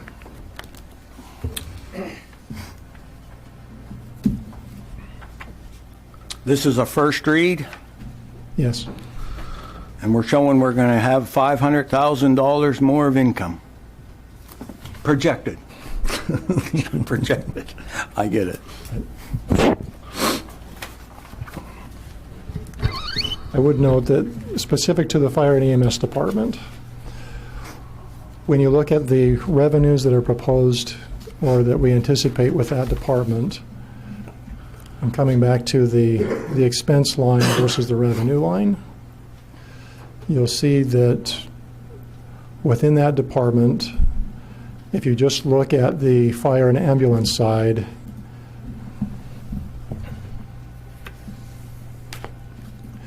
the council approved a $2.3 million budget just for that line. That does not include the capital, okay? And the revenue that we've already discussed tonight was at 1.9 million. So it would appear you've got only a difference of 371,000. But when you look at the total cost of that department with the capital included, our deficit is roughly $700,000 of costs that need to be covered for the fire and ambulance department. And when you divide that out amongst the citizens of Caribou, that makes it so that our citizens are paying roughly $100 per person, the same as what we're now charging the other communities for the same service. So, Go ahead. so it's kind of even. We were expecting, once we made some adjustments, we were going to wait to see how that settled. We went up over here, the Caribou people. So we're settling about even, you're telling us tonight? Yes. Because that's part of commenting on the mayor's comment about misinformation, that I find it to be a certain group of noisemakers that won't pay attention to the numbers. Nobody's trying to put anybody out of business. We're trying to run it like a business. Big difference. And there's no reason that it can't, i.e., for all the people that are saying against it, if we wouldn't have taken a good look at that, we'd still be at $11.50, hemorrhaging money. And the people of Caribou would have been paying it with no knowledge of it. So those that say micromanage, I guess have never been in business. That's part of the job. And part of that job is what we realized as a council that was wrong, that should have been identified years ago. So I would tell the people that are negative, throw all the rocks you want. We're big boys and girls. We can handle it. But do your homework. Get your numbers straight. Thank you. Dennis, I want to thank you very much. Are you done, by the way?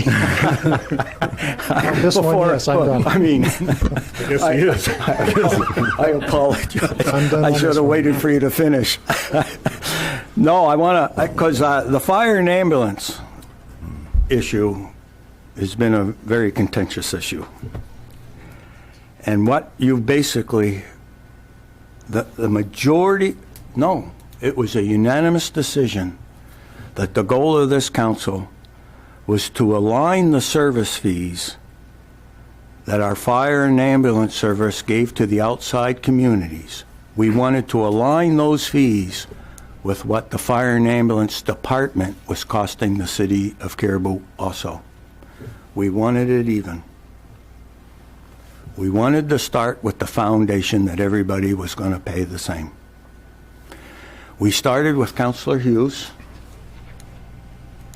presentation on November 18th, and he was using 2018, excuse me, actual audited numbers from which we derived this number of, and we asked you to do the best job you could under all this controversy, because there's so many variables that even take place within 1 year in this department due to state laws, state reimbursements. They promise you stuff and you never know you get it until the check comes in, what towns were going to do what. And the numbers you showed me, we were like 10 cents off. And I think it was a hell of a good job trying to navigate what can only be described as a very confusing situation with numbers. You almost need, in today's world, to have a financial analysis specialist work with these payer mixes and runs and stuff like that. It's all, this health insurance thing has developed into that kind of a system. And you've done a great job. I got to commend you on it. A lot of controversy going on.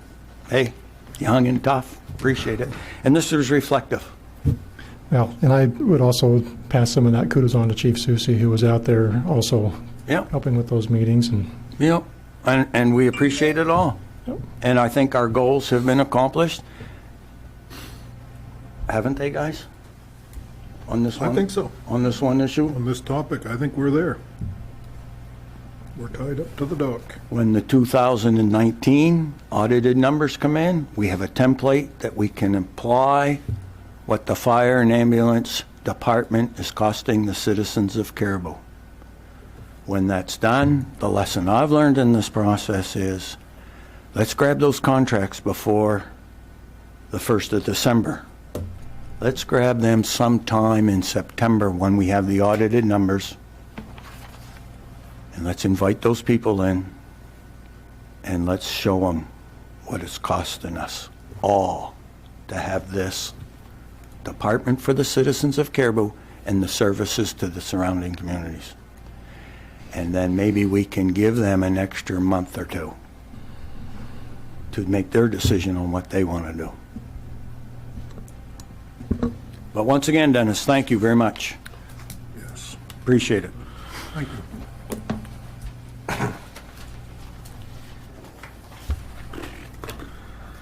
Any other questions for Dennis? This is a first read. It will be coming back in front of us again at a future time This is on the purchase. on the revenue No, side. sorry. Yep.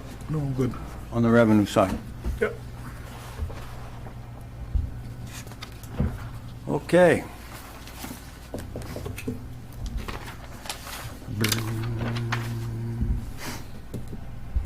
Item number 7B, discussion regarding city procurement policy. Dennis. So this is a draft for the council to consider. I should preface this discussion with, under the city charter, one of my responsibilities is to be the purchasing agent for the city. Basically, as a council, you set the budget, and it's my obligation to make sure that things are purchased appropriately. And every year, the council establishes a process of reviewing the warrants. Basically, we gather together all the payments, all the costs that are out there, and we put together a warrant statement of these are all the checks that need to go out. And the council at the first of the year authorized me to be the signer on all the warrants. Regardless of the cost, that's what the implication is when the council made that motion at the first of the year. This policy actually makes it so that if there are certain purchases over a significant dollar amount, those would come back to the council, and that we would also go through a process of putting things out to bid or getting quotes, depending on the size of the purchase, that the staff would have to go through a formal process of going out, contacting businesses, and trying to be more transparent in the process of where we're purchasing things of a significant amount. It is a first read because of the hour. Please forgive me if I just say, feel free to read it, and we can bring it back another night and have more discussion. Thank you, Dennis. Go ahead, you. Has your auditor blessed it, reviewed it, and blessed it? We've gone a little bit of the rounds with the staff, but we haven't given it to the auditors yet. Okay. We'd want the auditor's blessing, wouldn't we, before we Pass adopted it. it? Yeah. Yep. That's fine. So I'll just send, I'll send you my opinion and on email, and it'll cut her short. I think if you're going to have a problem, you're going to have it in number 1. Okay. Okay, perfect.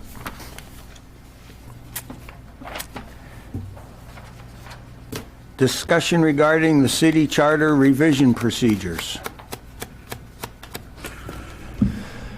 You had Brief. asked,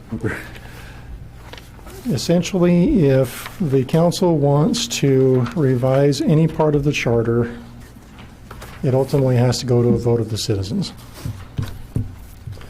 It can be initiated by the council, and it can be initiated by the citizens, but if there's an amendment that is made, it ultimately has to go to a vote of the citizens.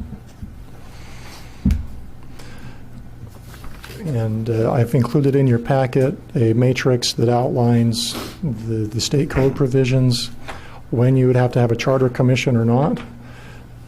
Basically, if it's going to be a major, and this was part of the state statute that was a little confusing. They use 4 different terms when they talk about charter revisions. They talk about charter adoption, so that would be a brand new one. They talk about a charter amendment, and they talk about a modification and a revision. So they give 4 different terms, but they only spell out the processes for charter adoption and charter amendment. And the indication is that if you're doing a revision, you treat that the same as an adoption.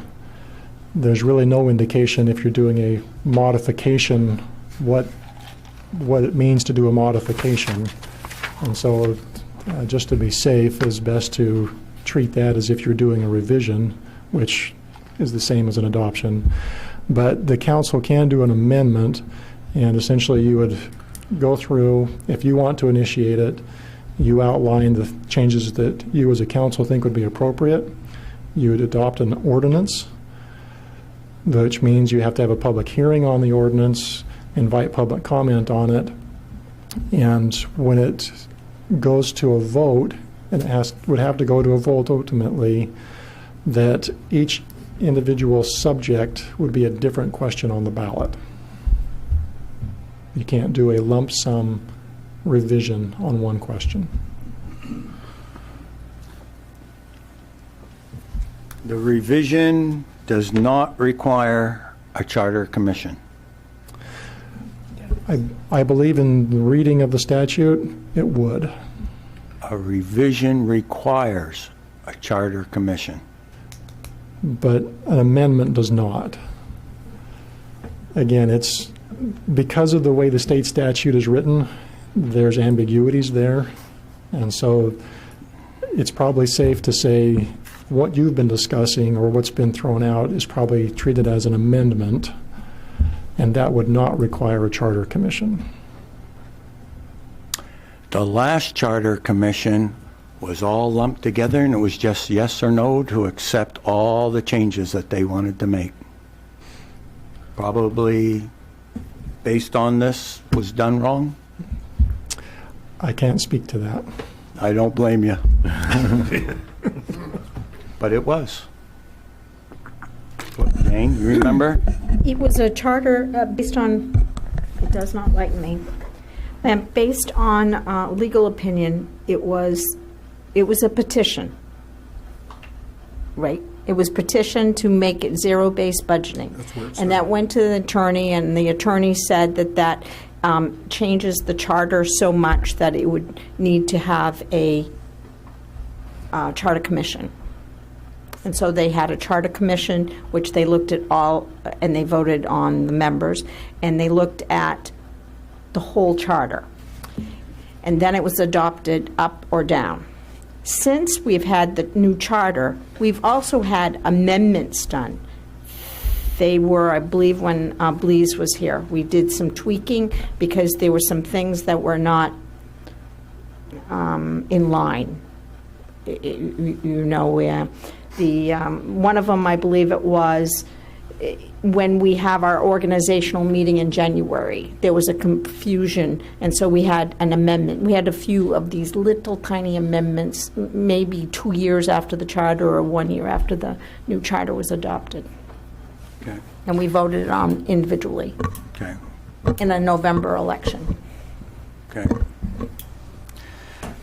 Do you, She didn't answer. Go ahead. Jane, do you recall, I seem to recall that being part of that petition, that it was due to, Charter Commission was formed due to the petition and what we were asking. It wasn't just zero-based budgeting, it was then having the people vote on their money and budget that took power away from the council. It may have been that. I To think- be honest, so Judy Ann Coro was the clerk when that petition was submitted, but I remember the legal opinion having something to do that it was changing so much concerning the budgetary part of it. That's why it needed to go to a charter commission. It was seen as a revision. It was under a legal opinion. I oversaw the election of the charter members and the adoption of the charter, but I can't remember either, so. Judy Ann Coro was the clerk at the time. I do have a whole folder on that petition. Probably have all the petitions. Was that, do you recall, was that our local solicitor that gave us the opinion? I would have to go back and look, which I honestly did not. I sense it was our local attorney, but I'm not positive. And I might have it in that folder. Judy was very good at keeping things like that. Joan?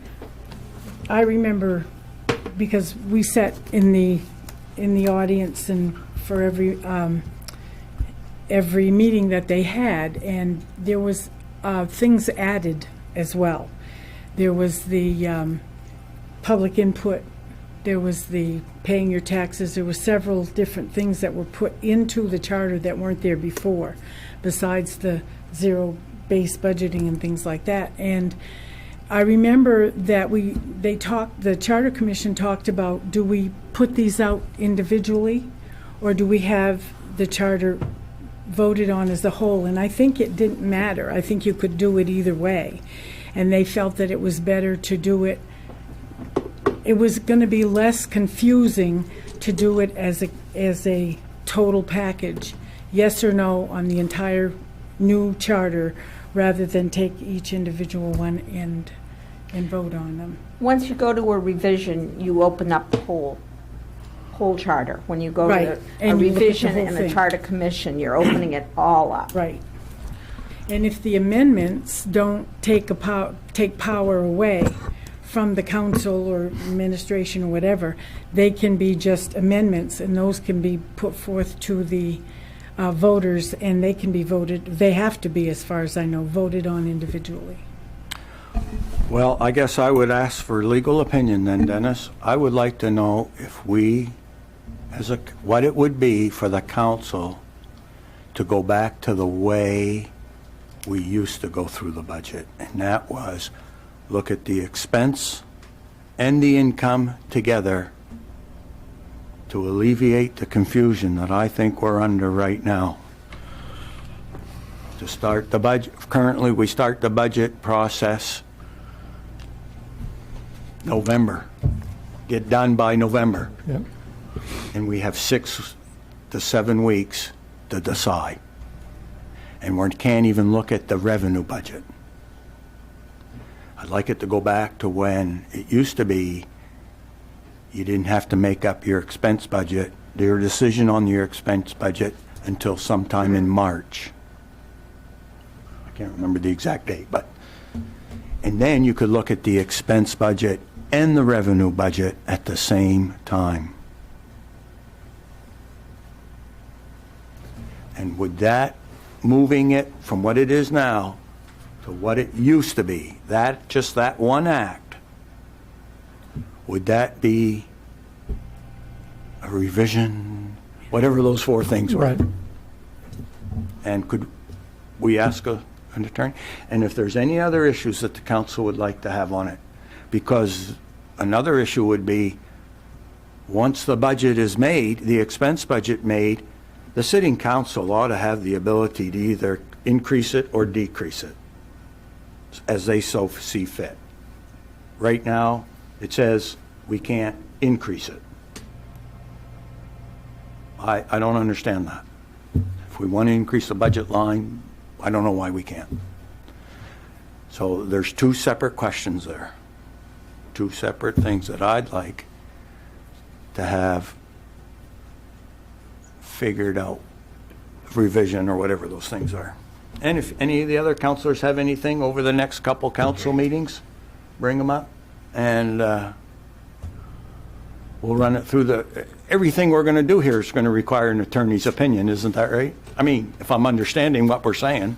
Ultimately, Well, yep, because the attorney has to give an opinion of it meeting state statute, federal statute, basically being a legal part Okay. of the charter. okay. To me, I just don't understand how we can do an expense budget without knowing how much money we have coming in. It seems kind of backwards to me. Yep. And I agree. And it really leads to confusion. People think we're cutting when we're not. It's amazing. But anyways, okay. Thanks, Dennis. Discussion 7D, 7D. very good. Try to keep up, Dennis. Discussion regarding city investments. This, again, is just discussion tonight. As I mentioned earlier, we have a $3 million CD that is going to be maturing later this year. We want to just get it on the council's radar. We're not ready to make a recommendation on what happens with that. The council does have an investment committee that I think would be appropriate for that committee to get together and have some additional brainstorming on this. Mr. Smith has asked, Councilor Smith has asked me to schedule a meeting on this investment. When you put together, there's about $300,000 here. 3 million, excuse me, 3 million. And you wanted to break it up just a little bit to have a little more flexibility, if I understood what you were saying. In talking with the finance department, now that we have the rainy day fund that we can lean on a little bit, we may not have to break this up as much as I was talking about before. And so that's part of this discussion that we can have.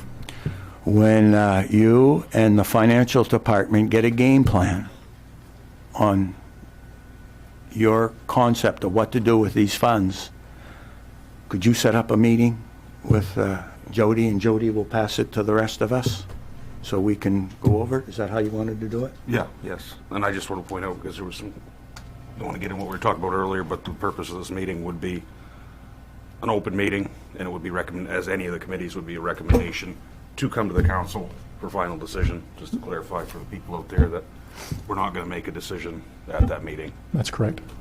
Just Yep. Okay. to clarify that. You'll have all the breakdown of currently where everything is as far as that, I'm assuming is, That 3 million CD is all in one pot right now. That's, it's what now? It's in one pot. Well, that ought to be pretty easy then. Yeah. Okay. Okay. Thank you, Dennis. Old business, 8A, discussion regarding city membership in the Aroostook Area Chamber of Commerce. And it was in our packet. It was a $2,500 fee. Yes. I read that your recommendation, if I recall, said something that we could find the funds. I believe we have those funds in the TIF dollars. Then I guess what we would like to do is put this on the council agenda for next meeting for a vote. Is that how we would do this? Or you can do it tonight. It's up to you. But We have 2 members missing. 2 more weeks isn't going to make any difference, and we'll just say that we know we're going to vote on it at the next council meeting.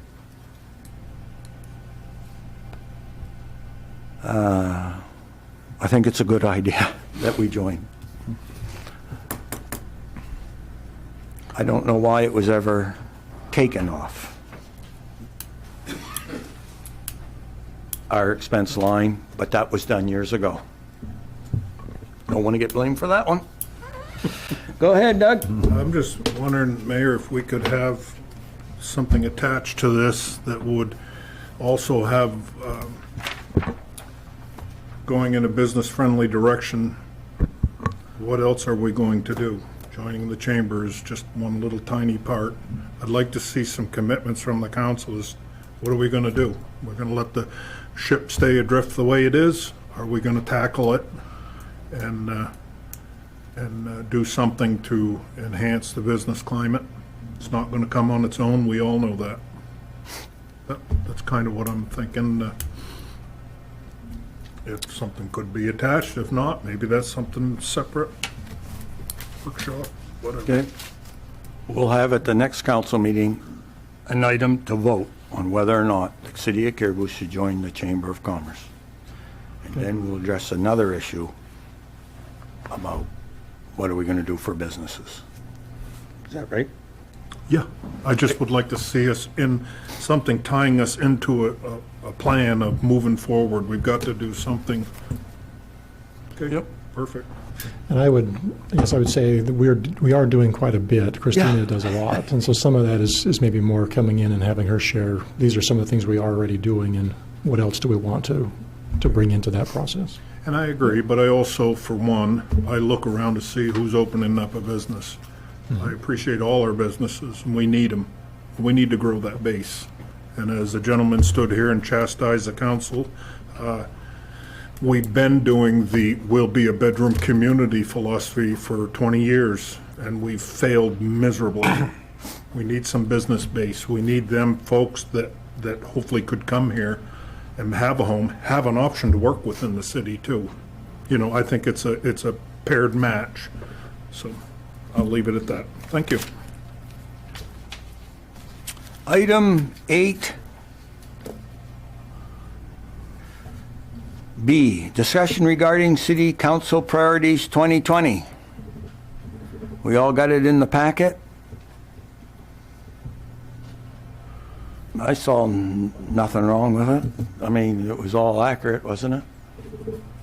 We got the rating down 5 or 1 was we got that all figured out.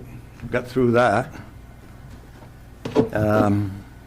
Dennis, did you have anything you wanted to add to it, or?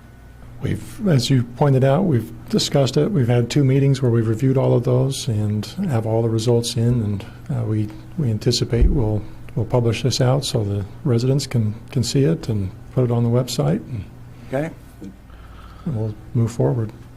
And I just point out, as you mentioned, I believe in one of the previous meetings, just because some of these things didn't make the priority or the top list doesn't mean that we're not addressing those issues or they're not going to be pursued. Right. Just because it wasn't the top vote getters, we still are going to be doing some of these things. But we'll definitely put it. If that's published, we can put that out there with it so people understand. They don't say, this made number 3, they're not going to do anything at all. My opinion. Right.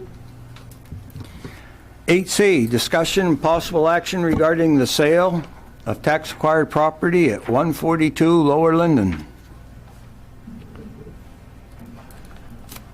Councilors, as you had directed, we casted a bigger net with the advertising of this property for bid.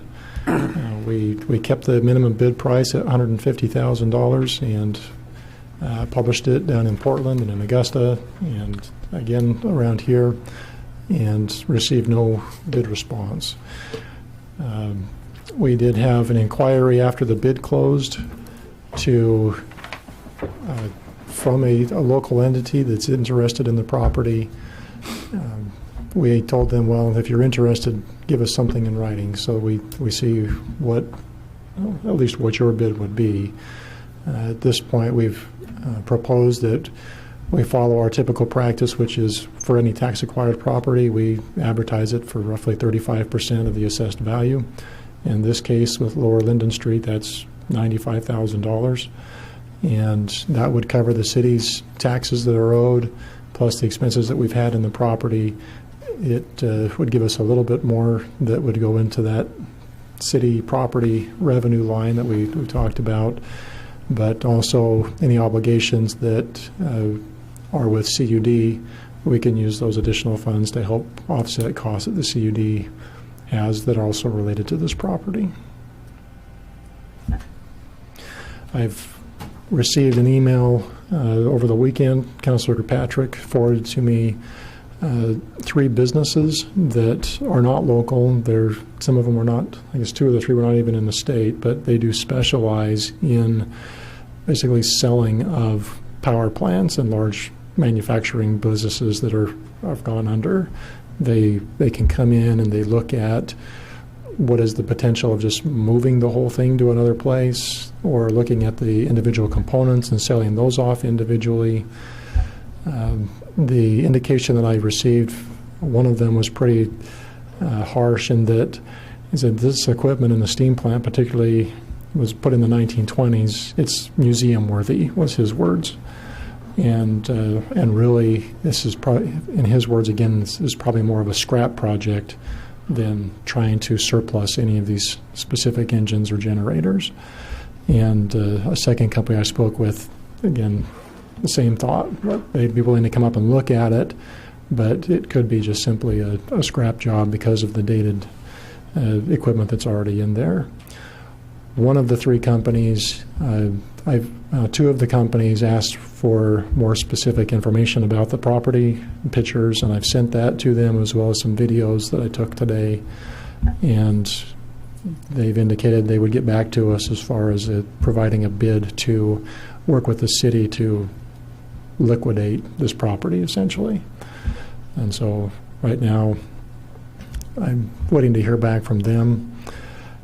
I would also recommend we put it out to bid and see if anybody else is willing to take it at the $95,000, and then maybe they can work with these other companies, or maybe they have the means to liquidate it themselves, and then we don't have to worry about staying involved with this property any longer than we have to.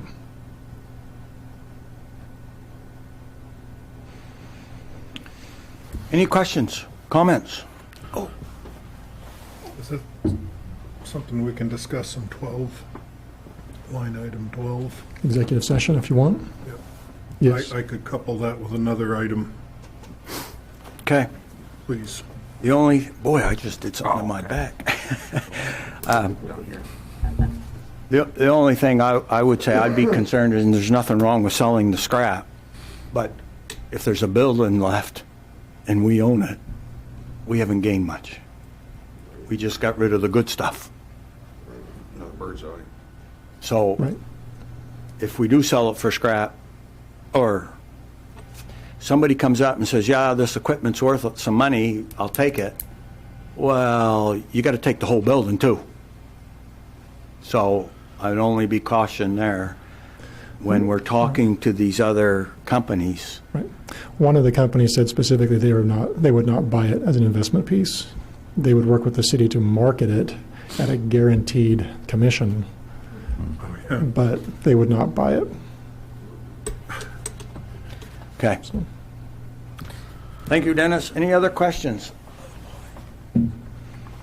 Okay. Reports and discussion by mayor and council members. Any council member have anything to say? Is that putting it blunt? Okay. I got something. Dennis, the ambulance and fire and ambulance department has many components to it. I'm going to call it, just for, I don't mean to be harsh or anything, but it's a four-legged stool. The fees that we charge for our service to surrounding communities and the department costs to the Caribou citizens, that was one of the legs. Okay, now we're going to go on to the second leg, and I'll bet you it's just as controversial as the first one was, but we got to try. When we were going through these numbers last November, it surprised me, and I think most of this council, that the base pay for an EMS / firefighter, with all the education, all the training, all the professionalism that they would bring to the table, that the base pay, and correct me if I'm wrong, is $12 an hour. Is that right? That's correct. See, you tell me this, and I've been told this many times, I still can't believe it. $12 an hour. That's for your basic EMT with a firefighter 1 training. Well, if you'll excuse me, but I can't figure out how anybody could be recruited, and when you're sitting there saying, come work for us, and that recruit says, well, what are you paying? And we have to say $12 an hour. I mean, I'm going to go off the rails here. I'll go pick strawberries at Gons Berry Farm. So I don't understand the base pay. Shouldn't an employee of the city put in a 45, 50, because of their schedule, 45, 50-hour week and make a living wage? I would think so. There is an advantage to having service communities for our department to serve. Efficiency will come with numbers. But when we sit down in November or early October and we start to talk to our surrounding communities that we've just gone through all this with, and we start telling them what it's costing, I don't know how I can tell these surrounding communities that we're only giving them $12 an hour. No wonder they got to work overtime. I would like to see us give them a good wage, give them the proper wage for a 45 to 50-hour week. I don't know how we got all these years and this kind of stuff lands on the desk when I'm mayor. I don't get it. It should have been dealt with years ago. But it is what it is. I'm at a poker game and I'm going to play the cards that were dealt. And here we go with round 2. Could you call the union, call their rep? How do we start a discussion on this issue? I'll let smarter powers than me figure it out. But it's something that we have to address. And the fire EMS union contract is up for negotiation this year. So that's where we started. But I don't get it because the unions have agreed to this $12 an hour over all these years. The men have agreed to this $12 an hour. Past councils have agreed to this $12 an hour. Everybody, is it possible we should get somebody to give the council an historical reason why it's at $12 an hour? Minimum wage at this point. Well, no, I'm not. Yeah. No, but that's what it is. It ought to be 25 or 30 bucks. I mean, I don't know. Look, I just got myself in trouble because I put a number on it. But it ought to be something up there. But this is a discussion that was, again, good for executive session since you don't want to. Oh, no. As you say, I would like this to be out in the open because we've been accused of going into executive session and talking about stuff like this. We're not talking about any one person. We're talking about our general contract. And that's good for the public to hear. So, no, that's another thing I've learned about going through this deal. Here I go into executive session because that's been past precedence of how you do this stuff. For 25 years we went into executive session to talk about these stuff. And all of a sudden this year it's wrong. Or no, last year it's wrong. So I learned my lesson. I'm going to take what we've done in the past and forget it. And I want to know why we're at $12 an hour. Someone's got to explain that to me. Thank you. Well, I did compliment you. You got through the first leg pretty good, didn't I? I didn't say I wasn't going to drag you in again. You know? Go ahead, Doug. So in my world, just for an instance, and I'm not suggesting any wage, I'm just going to give you a roundabout number. Walk, talk, chew gum, read a tape measure, good learning, 16 and change, up through 25 to 30. Now, I'm not suggesting, I'm just trying to give you something, and the council, something to think about. I'm just a little tiny in the snowbank of a business, but that's what we do. And I gotta admit, I was a little shocked when I heard that. I wouldn't get out of bed for that. With the skill set I have, I wouldn't get out of bed for that. I'm not saying we're gonna pay him 30. I'm just trying to throw out an idea, guys. This is, in my world, in the private sector, that's where we're at. And let the chips fall where they may. Anyway, thank you. So just briefly, and I don't have all those numbers and historical information in front of me, but I can tell you that the union contract is set up. They have tiered wages. So your first tier is a basic EMT with a firefighter 1 level. That's that $12 rate. And it goes up from there to a full paramedic with firefighter 2, and so on. So the low of the rung, if you would, is that $12. The higher rung is up closer to $16, $17. But even then, you're talking about a paramedic. Yeah. The person that can jump on your chest and bring you back to life is making, as you say. Well, when I give that scenario, I put no more weight on that paramedic and what he or she can do than I do my top guys in the field that could poison millions of people if they don't pay attention to what they're doing. Right. There is no weight difference when I look at it. I'm not trying to say my guys are heroes, and I'm not trying to say that the fire department ambulance is here. I'm just making a statement that general across the board, both jobs, in my eyes, are equally, you know what I'm saying? Mm-hmm. Perfect. I view it from, if we're going to recruit more people so we can take on some more communities, I mean, I'm going to be on the way this ambulance thing works in my world, there ought to be a regional ambulance service. And I got no problems with Caribou running it. But that's going to cost recruits. We got to go find people that are willing to do this job. And $12 an hour isn't going to cut it. Right. See? Mm-hmm. So I'd like to start. Oh, Joan, I'm talking too much. Well, that's okay, but I've said in a lot of executive sessions where we've discussed the wages, not just the fire, but the police and others. And I've looked at that for years, and I've said, why do we even have paramedics that are willing to work here? They have to work 50, 60, 70 hours a week to make maybe upwards of $75,000 a year, and they've got good benefits. And I've had people, some of the employees right there at the fire station, that tell me how long they've been there and how much their hourly wage is working out to. About $15 an hour. Without the overtime, they couldn't make they can't make a decent living on that. But it's always come down to budget. Don't want to raise, the mill rate. I've always felt that the cops, the fire, the EMTs are way under what they should be for what their responsibilities are. Well, Joan, you've been on the council for how long? 7 years. 7 years.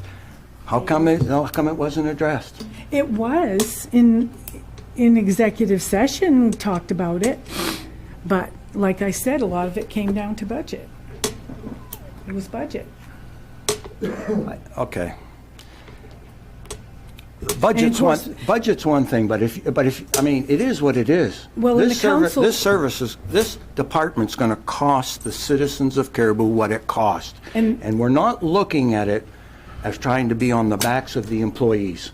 Right. We're not And- doing that. And during the negotiations, of course, we didn't negotiate with the unions. The unions negotiated with whomever was on the council or the manager at the time or whatever. But it always came down to holding the budget as best you could. I've always thought, and I didn't make that a secret. Doug? I just want to add one more thing that we all need to keep in mind. We chose our careers. I chose to be a welder. I can't now cry and think that I'm worth brain surgery salary. If that's a fact, then I should have went to school to be a brain surgeon. My opinion is that $12. I'm not trying to say 30. I just think that is out of line. And for me to further that in further discussions, I got to see what, there's going to be a trade-off. I don't mind. Pay, man or woman's got to make a living. I understand that. But we also got to see how that affects the overtime line. That was the first thing I picked out when I first got on the council in 2006 was both police and fire overtime lines. Being in business, I know what it costs to work overtime. There's a fine line, right? We all know that. There's a fine line. But once you cross that, you're better to either have another employee or take a good hard look at what you're doing. Anyway, I just wanted to keep that, we all chose our career. Just see, if you're going to work 60 or 70 hours, you're going to burn out before you're 30 or 40 years old. Seems like it to me. I don't know. Just something like, I don't mind. Farmers do it all the time. You go work 6 or 7 weeks out of the year during harvest and you're working your 80 hours a week.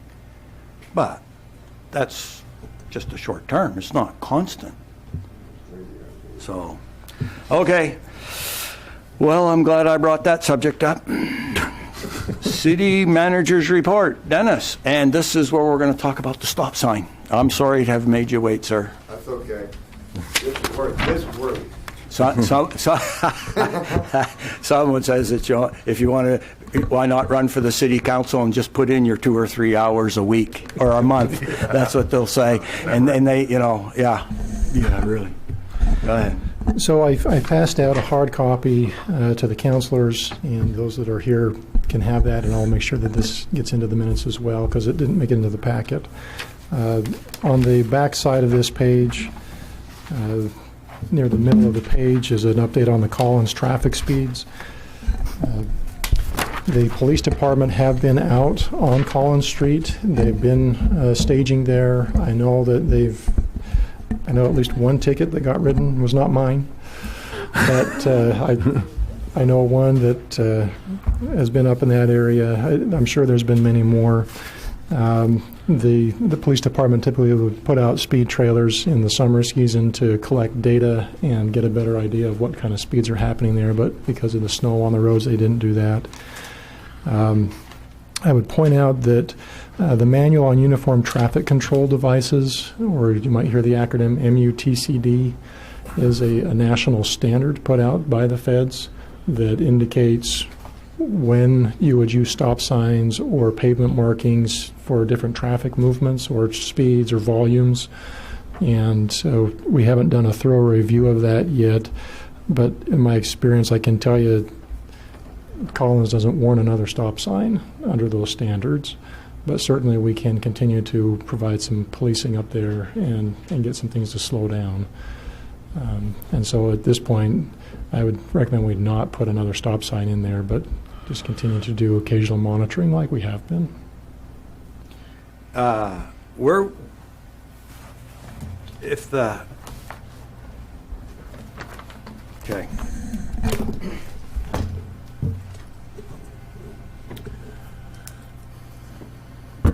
I remember they put a 4-way stop sign on Collins Down, and that was about like 30 years ago or something. You thought the ambulance thing was a controversy, huh? That one blew up big time.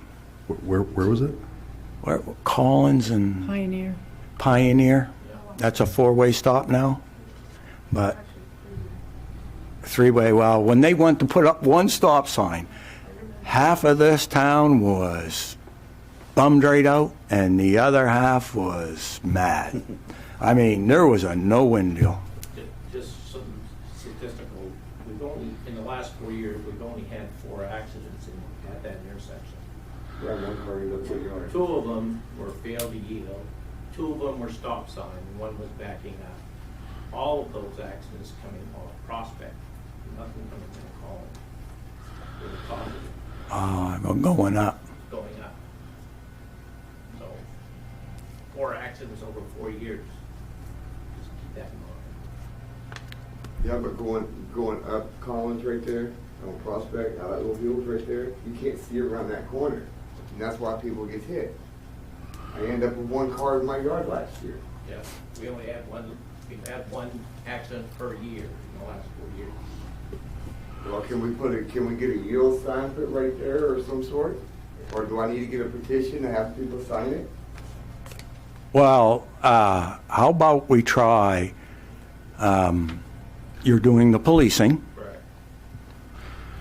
Don't we have these trailers or something? We do, and it's unfortunately because of the snow. Well, yeah, we kind of move those around for the summer. Surely we'll use that as a showing how fast people are going. Yeah. But it's the failure to stop, is that what? Correct. So That's how do, all. In 4 of the accidents, 2 has failed to stop and 2 failed to yield. It's vehicles coming off Prospect up through Collins Street is causing the accident. So it's the ones that are heading north. It's not the ones coming down Collins Street. They're just going straight. And all of those accidents was the violation of the ones coming off the Prospect.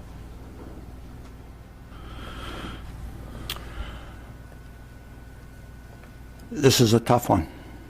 We'd like to try an educational, we'd like to try a presence for a little bit here just to see if that makes any impact on that intersection. If it doesn't, and there's more accidents in the very near future, I know it's a bad way to say it, but then it will always be looked at. We know it's an issue. Okay, but if one kid gets hurt, then it's on you. Well, nobody wants anybody to get hurt. That's not the goal here.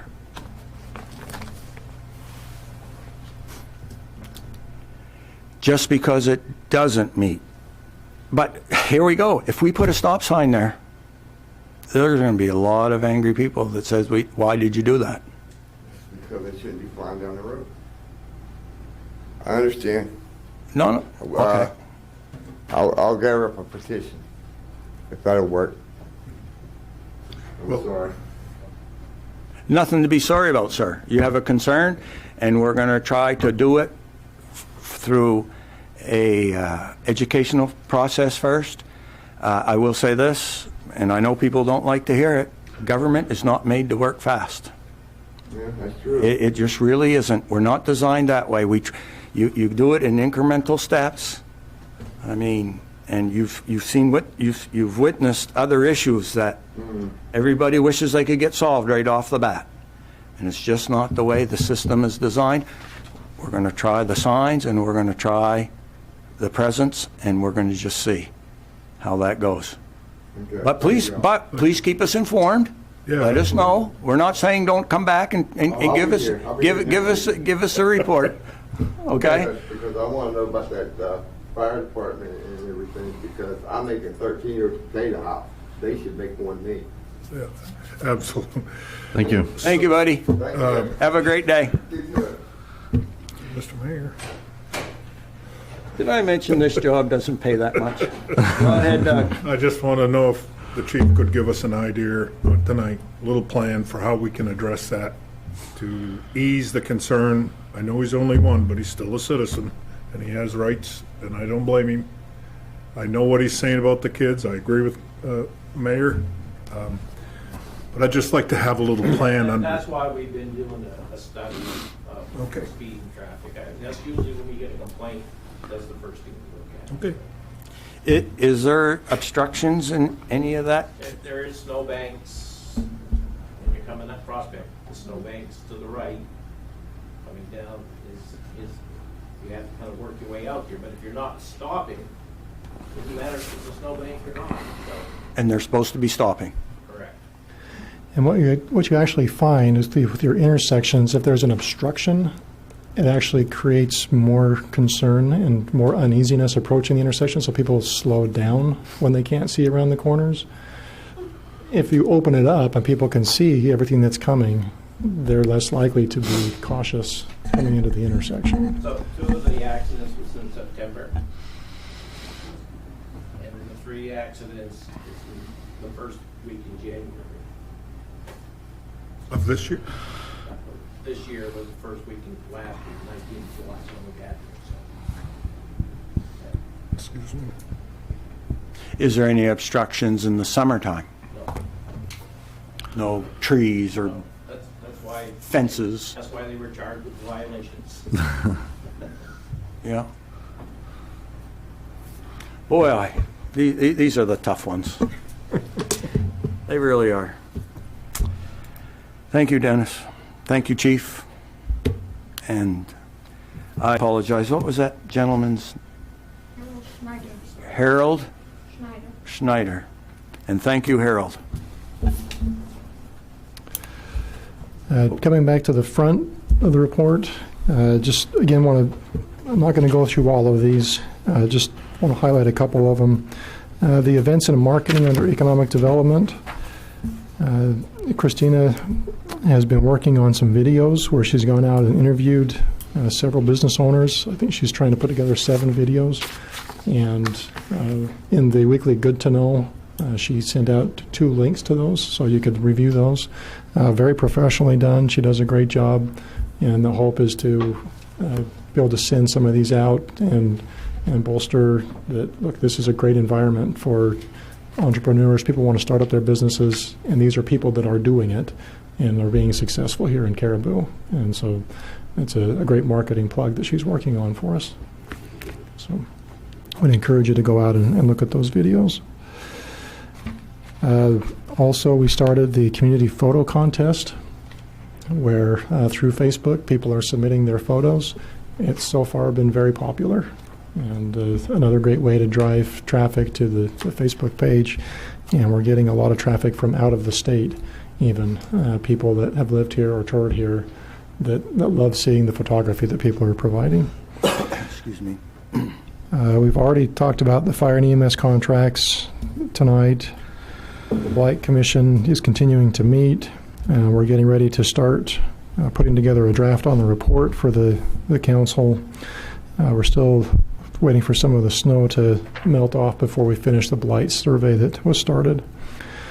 The union negotiations, we have a mediation meeting set with the Public Works Union for the middle of April. We'll keep you informed on any details that come up with that. As I mentioned earlier, the fire and EMS contract is up this year, as well as the sergeant's contract and the patrol officer's contract. So this will be another busy year for contract negotiations. On the backside, another big project we've been watching is the structural study of the fire and EMS building. Received an email from Sewell that they've finished their preliminary designs. They're just getting those drafted up now. And indications are that they're not going to have to use any beams or columns.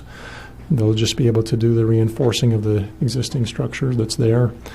And their estimates are coming in fairly close with what they had done at concept level estimates for the project. And so they will be presenting this information at a future date to, again, Municipal Building Committee and bringing that to you another time. You've got this now, in-house? I have not seen the actual drawings yet, no. When the We're waiting. whole package is ready, would you email that to me so that I can prepare? Okay, Yes. thanks. Yep. Some of, or most of these are just slowly, as you say, government working slowly, trying to accomplish some of these. I'll be focusing a little bit more on the Title 13 work now that we're getting some of the ambulance stuff out of the way.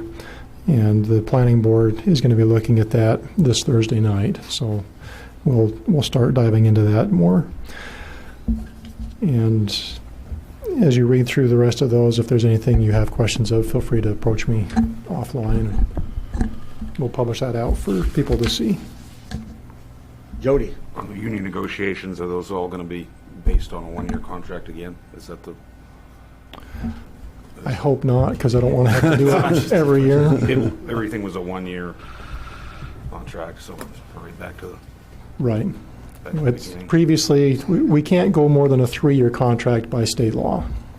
And historically, we've had 3-year contracts, but last year, the unions and the council agreed to just 1-year contracts. We were trying to still figure out some of the budget issues, and 1-year contract is what we have.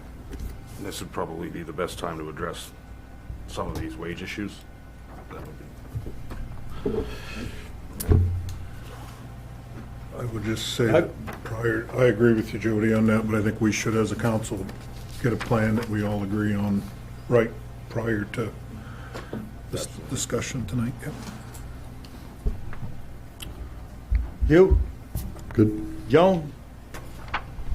On this list, it says ambulance billing workshop. Need council to schedule a date for this. What billing are we talking about? You mentioned in the last meeting wanted to have a workshop specifically on the ambulance billing services. Yep. Got it. Who said that? Me? Doug.